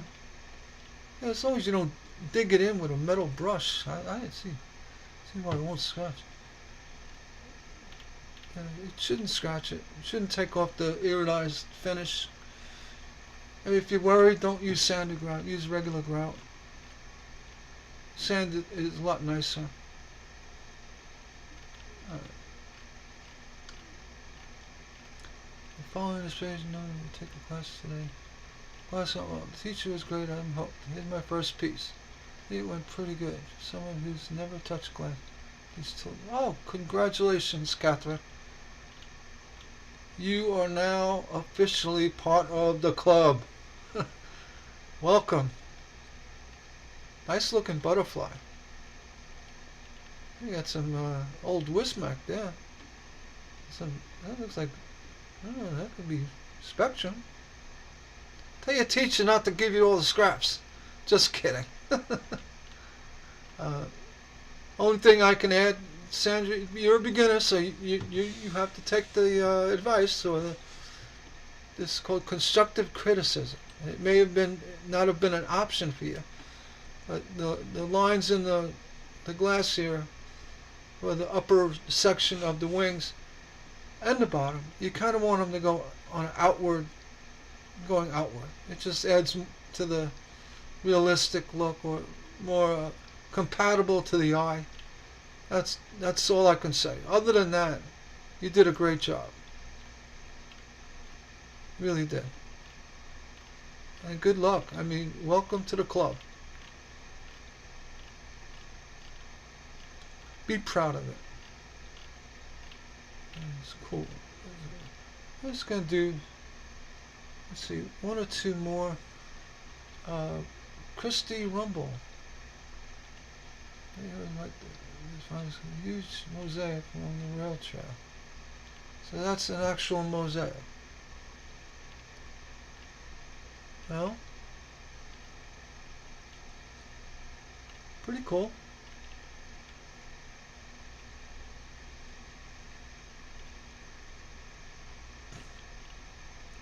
Yeah, got a lot of. interesting features. How you did the smoke from the train. What I like about this design, nothing really stands out as a predominant feature. I say the bridge, the train, the flowers, the fence, distant hills. Nothing is like saying, "Look at me." That's how I like that. There's a lot of harmony going on, if that makes sense. Very nice. Can you use coloring book for pattern? That's not a dumb question. Yeah, the books will let you know. Don't just do it. And if you do it, don't show it here. I'm not telling you to do it. Just, if you check with the book.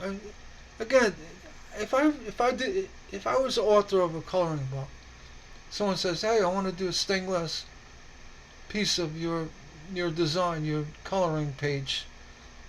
I'm like, "Oh, great! And let me see the finished product. I'm excited for you. Have at it.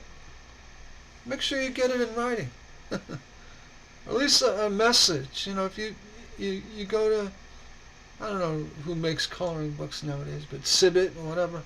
You go there and you catch them on a social page, Facebook, and you question them. They'll respond. And then if they come back and say, "Hey, yeah, go ahead, do it. There's your proof," and you hold on to that. You don't hold it against them. You just say, "Yeah, you got proof in writing." It's really important. It's the right thing to do. Put it that way. Well, Donald, your image did not come through. Let's try that again. Leap year designs. Okay. I started this. I thought I was going to say, I started it 4 years ago. Are we in a leap year?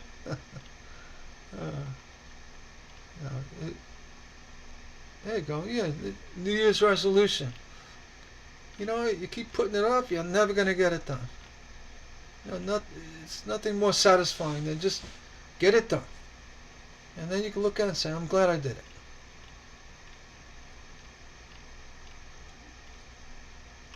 And so that bevel cluster is it's been around, but you see all different ways it's put in the glass. Yeah, I do like that blue background. It makes it pop a little bit. It gives it an interesting look. Good job. All right, and I'm going to do this last one here. When you decide to revisit a piece, 6 months later, how much is it?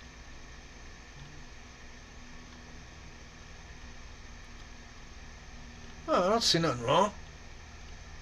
A little solder will fix that up. No, cut. I would say easy way to do it. Just cut your square. Maybe square. Make sure the outer pieces fit. Kind of butt this one up, draw over it. Save that and just kind of trace over and remove the bed. And eventually you'll get to an area where this won't look that bad. Or make a wood frame a little oversized and make it into a mosaic piece. Like a tabletop. It'd be kind of neat. That was my first one. Don't throw it out.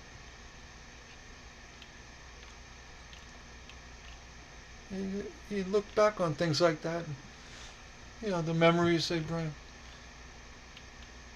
Yeah. There's a few things you can do. Here's me again showing off the patterns. And I want to just touch, and I'll be done. The group's called Stained Glass Patterns, right? This pattern, this Holy Spirit, I've done a number of them for churches throughout, the country. I've done quite a few. And the actual bird wings, tail, body. This is really just 4 pieces of glass. All the detail you see in the wings was painted, fired in a kiln, and I use shadowing with I use Bister brown. I think I ought to use umber brown. Maybe a combination of the two, but it really looks nice painted. You could highlight all the center areas of the pieces of the petals, the feathers. I never made it out of stained glass, but that doesn't mean you can't. And the reason why I'm talking about it, I did this without any aid of a computer years ago, and it's the original design, and I digitized it in the circle. I said, you know what, I'll offer it and let people enjoy it. And it never really sat well with me, the actual dimensions of how the dove was, with the tail feathers and the body. It was too statue-like. I wasn't really happy with it. Hope that makes sense. It just looks off to me, I like it. It just wasn't hitting every note. It wasn't firing on all 12 cylinders of that Jaguar. So I said, you know what? I got the Pixelmator software. So in Pixelmator, there's a nudge tool. It's a circle. You can make a small circle, or you make a large circle. So what I did, I made it a large circle. I grabbed the whole tail of the bird, and I brought it up. I said, this bird, that tail needs to come up a little bit, which it does. And you look at the image on the left, this one here. See if I can click on it. Yeah. You see I brought it up so there's a little more balance, harmony of design here. And in Pixelmator, you could easily take any section of line and move it. Make minor adjustments. You can move whole sections, areas. There's so much you can do. I mean, I could make this bird have I could bend the wings, retaining all the shapes of the patterns, and then a little modification afterwards. Fixing up. I'm still not 100% with this. I was just showing off. The refrigerator door thing.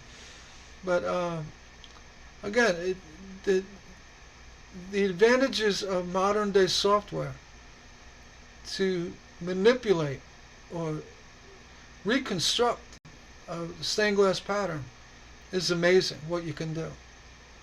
And I have hundreds of patterns. I can probably go to each one. I mean, I know I can go back a year from today and go to those patterns and tweak them up, make the subtle changes that I just kind of let go, and I say, yeah, it's nice, but I look at it later, I say, I could do this and do that. With the Pixelmator software, it makes that possible. It really, the power of the software is amazing. And then cleaning it up in Pixelmator, then bringing it into the Pages app for final digitizing, you can clean it up some more. I didn't even touch the inside pieces, all the little segments of the wing. All I did was the outside perimeter. And I threw a shadow on it just to define a little bit. I like putting shadows, on things I'm displaying. It brings them to life a little bit, and it helps define the three-dimensional effect. If you are familiar with, I go into thinking in 3D, but it's a real thing. It's that there are people most people live in a two-dimensional world. They are limited. I mean, you could say it's a stick figure mentality. Everything's like front, back, or side. It's in the isometric drafting world. You have front, side, and top, and usually top would give you that three-dimensional. And when you could see something in three dimension, you're not actually seeing it. You're working it in your mind, and you're going to see that that's very common in cartoon drawing. Where they, up close, the guy's nose is bigger than his whole body. The cartoon character. You say, well, how do these people draw this stuff? The nose is supposed to be this big, but that's part of that three-dimensional drawing ability. Actually, see something that you want to do, and put it into 3D. And they usually start, those kind of drawings. You'll see them start with whatever's closest to them. You think about the old Keep on Trucking guy. 1 foot forward. His foot is way up front, so they draw that foot first, and they work off it and go into the back. I'm using an extreme example, but nonetheless, it plays the same rules are played in when you're doing stained glass artwork. Whether it's a dimension of near or far, or a dimension of something twisted.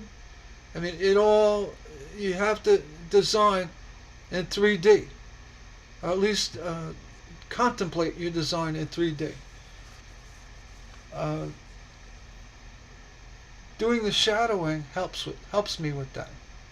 Another way that helps me is just coloring the panel, coloring what you're doing. So if you notice you put color to something, it gives it that pop that you're looking for. So that's really important when you're designing stained glass. It's not a gift. It is something learned. You have to really work at it. And I admire quite a bit of people that do this. They're gifted. I mean gifted in the sense that they know how to do it.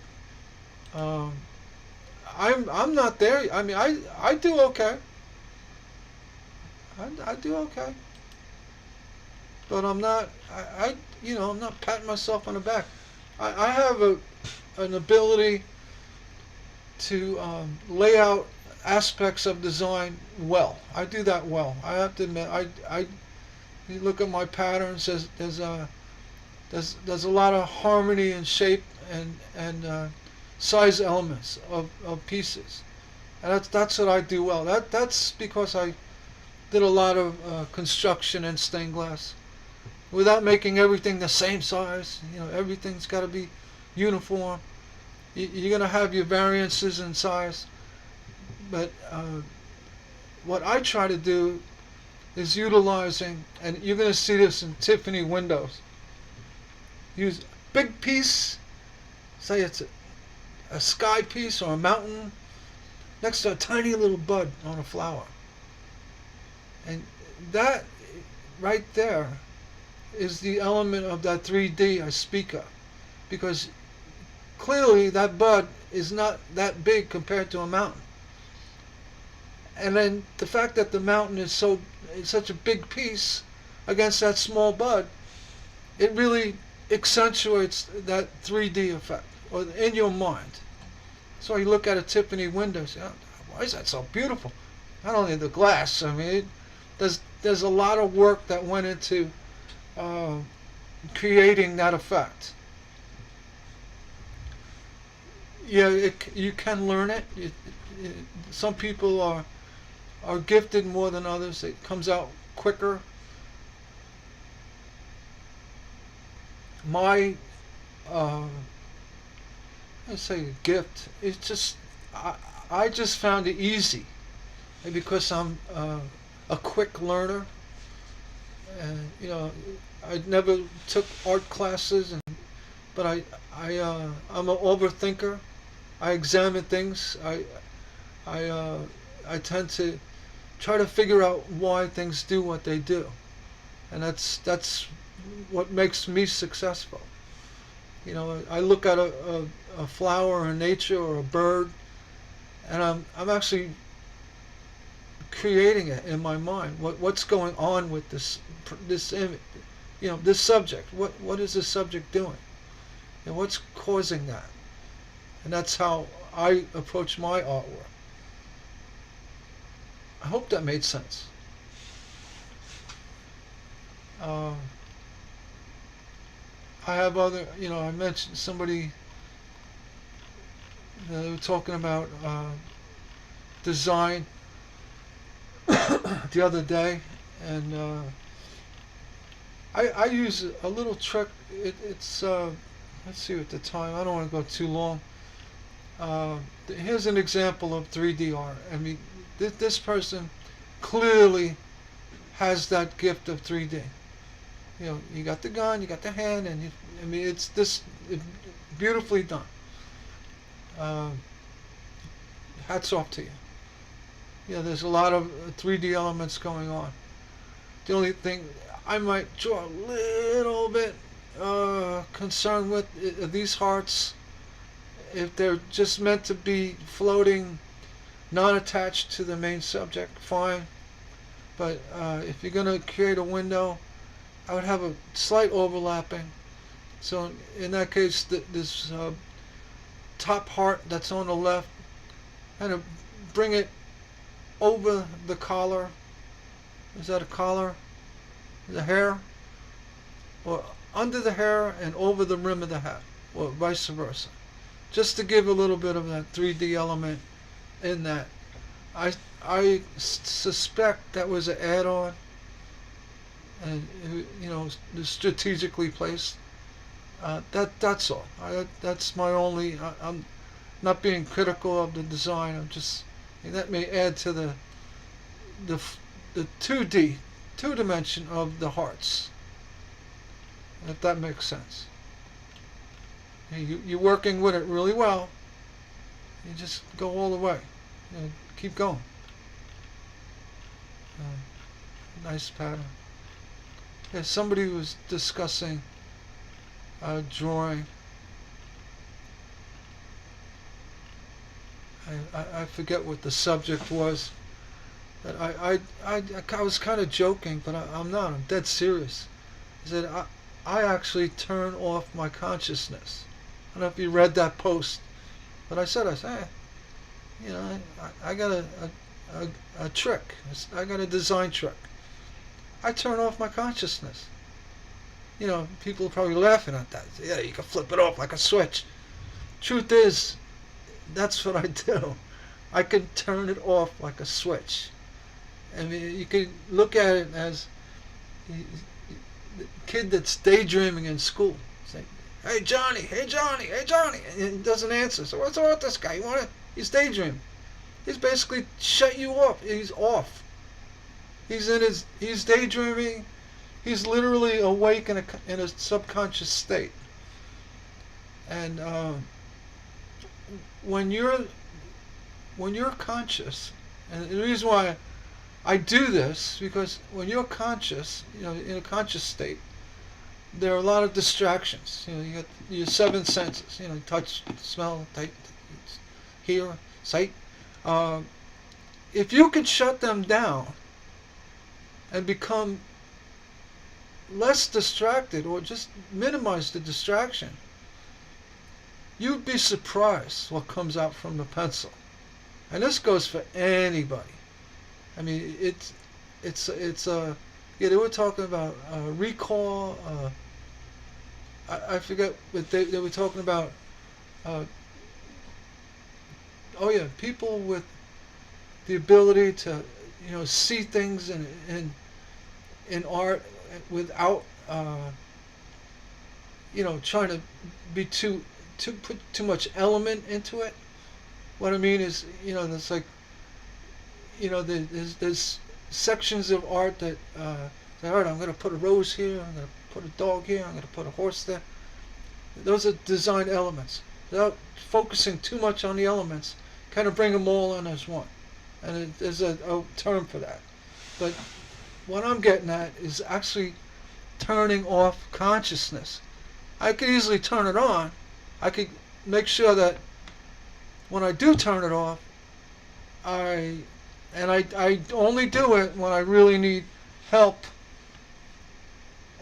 in a creative sense, or inventive sense. Creativity and invention go hand in hand. You know, you think I got 100 teardrop book. How did you come up? How where did 100? Well, that's part of that creative invention. And just by saying, you know, saying I want a snowman and a teardrop.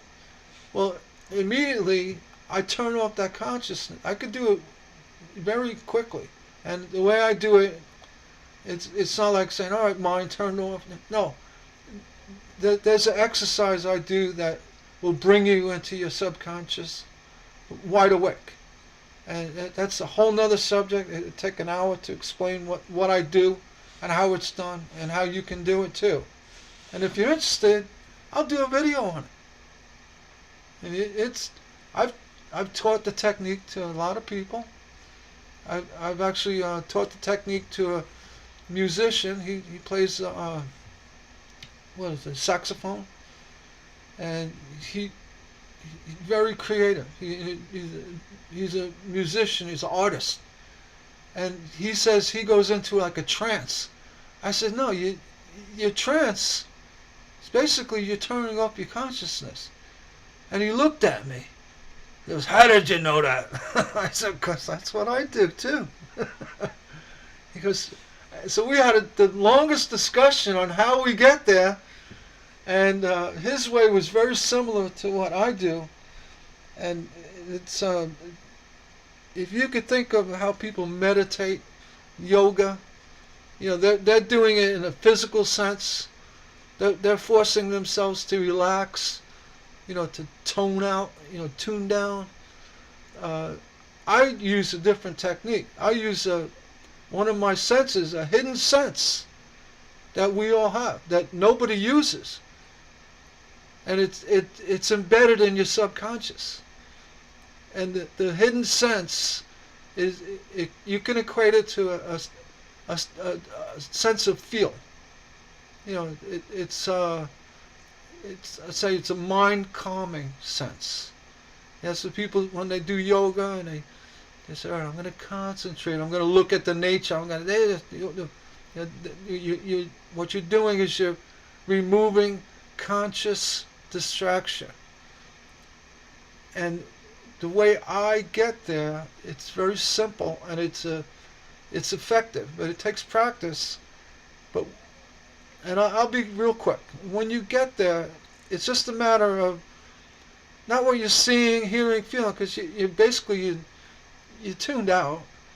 But you could function. I could step in and out. But what you're dealing with is not so much a mechanical thing where you're going, no, conscious. No. You have to focus on the inner feeling in your mind. It's in your brain.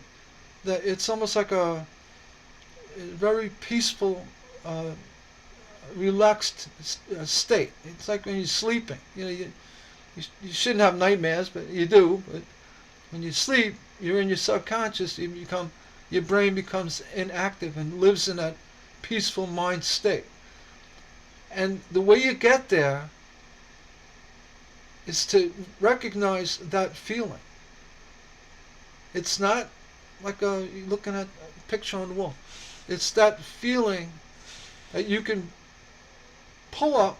As I said, that switch. I could do it right now while I'm talking. I may start, drooling on myself, but it's that feeling you get from being in touch with your subconscious. It's basically eliminating anything in your conscious world around you. Not completely eliminate, but you're really knocking it down. So it's it's not going to distract you. And when you're in that relaxed subconscious state, I would say you're not sleeping, but when you're in that state, the amount of creativity and even thought process. If you want to write poetry, it's amazing what comes out of your, what comes from your creativity. Everybody has this. It's just whether you choose to use it or not, or if you know how to use it. I've always been able to do it, and I didn't understand how or why, and up until probably 20, 30 years ago, I discovered what was going on. And well, maybe longer than that, because I did it when all my life really, but I just never really, I didn't care to what was going on. And then it dawned on me one day that you take people, folks that are autistic, say, they're, and I'm using autism as a positive thing, because what's going on, being that they are autistic, the world around them, it exists, but in such a minute percent of what their brain is comprehending. For example, I saw this young girl, she autistic, and they took her to go see horses, and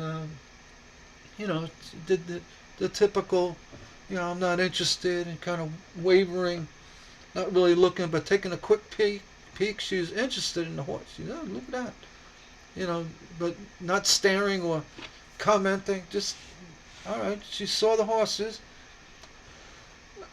Well, later that evening, they give her doodle pads, to draw stuff.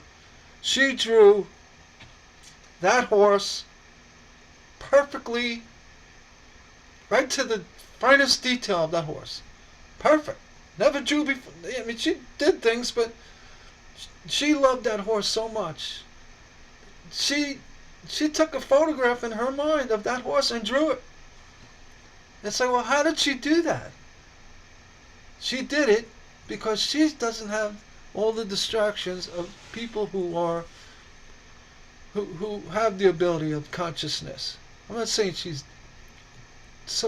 unconscious. She's conscious, but her interpretation of conscious senses, sensory, like touch, smell, all that, because she's autistic, it didn't matter. It didn't exist for her.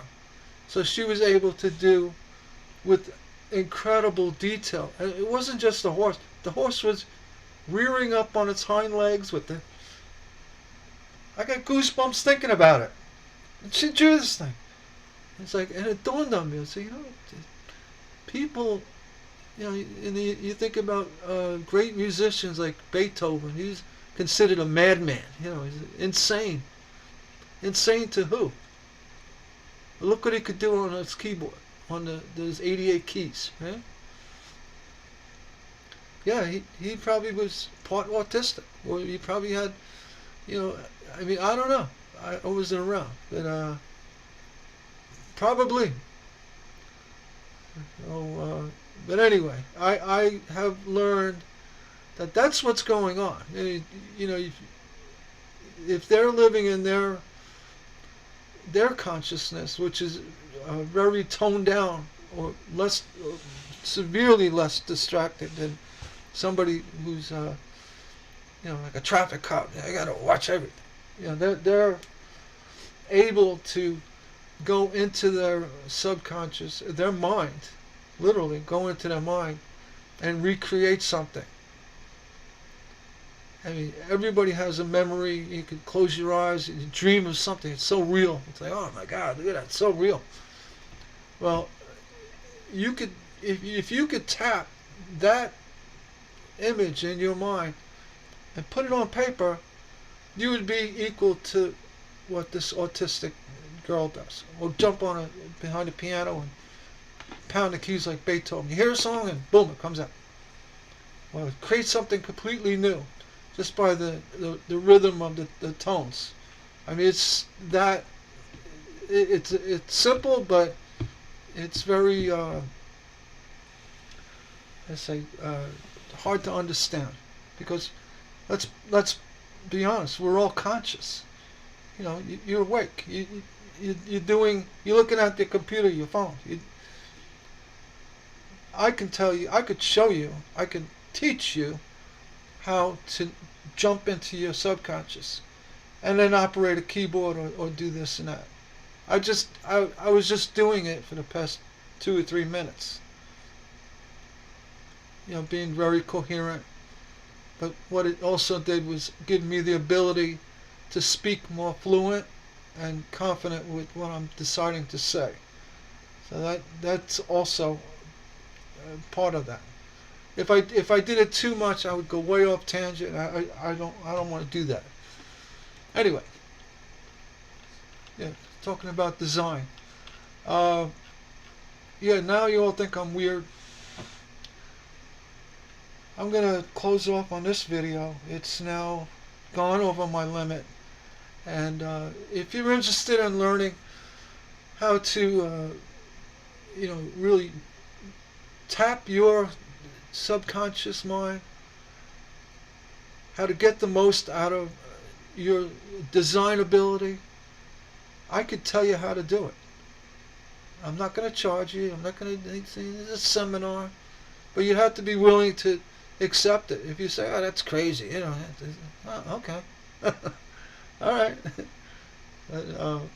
No, it's real, and you can learn it. You may already have it. You'd say, why am I that oddball in a crowd? Why do people outcast me? Why am I happier as an you know, introvert? Most you find a lot of people that are introverted or have this. It's let's say it's a curse. It's a, you know, handicap. But a handicap can turn into a, you know, a great thing. It can give you the ability to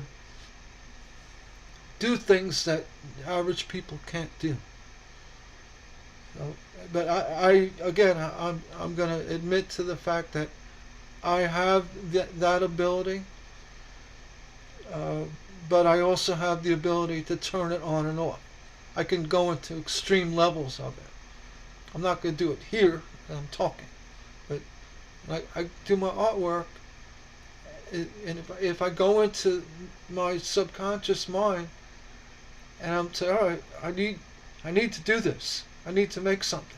So I said I have an unlimited. My sketch pad is unlimited, because you know I could think of anything and everything, every subject matter known on Earth, and come up with a pattern for it. It's that crazy, and I people say, well, I can make 10 books. I can make 1,000 teardrops, all different. You know, I don't have the time. I wish I did. Every one I do, and then when I know I get in too deep with my inner thoughts, I would call it that. It becomes tiring. It really does. It takes it out of you.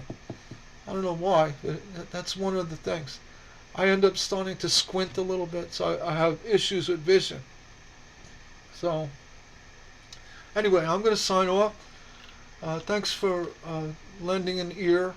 Thank you for watching my video.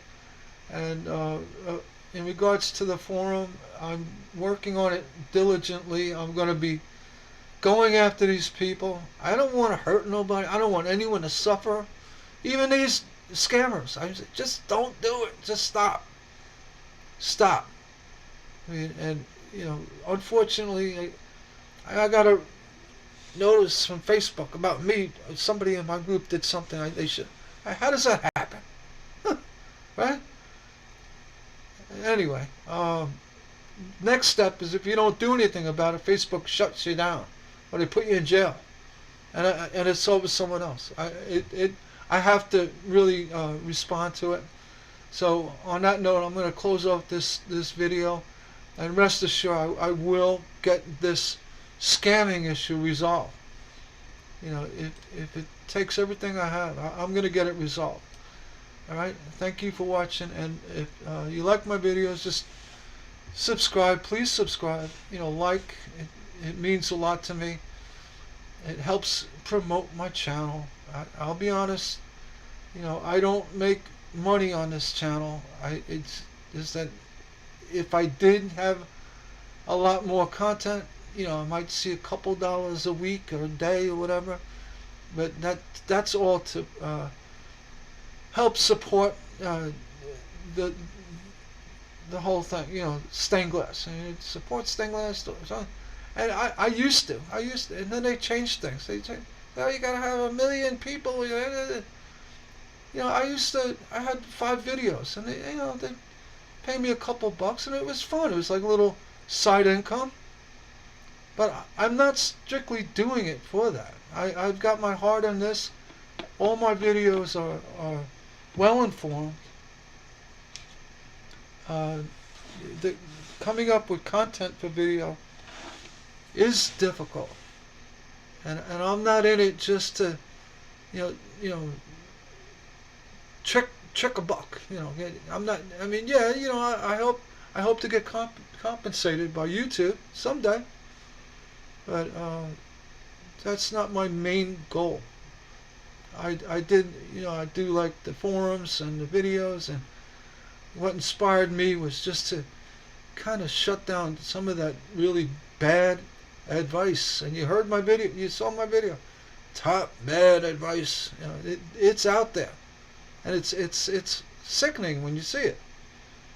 Sickening, and honestly, it's unfair, especially when they're wrong, and if you call them out on it, they shut you down. That inspired me to push forward. I asked a simple question about some cement recipe. Oh, and then I'm booted. They literally, the censorship button, boom. And you find out there's 3 people working their channel, and they're pulling a wool over people's eyes. Now I'm not going to mention the channel, but it's another glass channel, and the guy clearly doesn't know what he's talking about 90% of the time. He knows some stuff, but he's not the pro Joe he makes himself out to be. And it's unfortunate. If you're a hobbyist, say you're a hobbyist. Don't lie about doing glass for 40 years when you honestly only done it for 6 months or whatever. Clearly, you may have known about it, and you'd had other avenues and this and that, but don't come up with stuff. And don't pass advice that you're trying to give away as good advice or rock solid advice, especially when a lot of it's not. And that's what inspires me to do my videos. Not just that. I like to talk about stained glass patterns. I have a coin channel too. I talk about coins. You talk about things that interest you. And on that note, I'm going to sign off. These are nice looking lids. These look like mason jar lids. I didn't even look at that. Okay, take care everybody.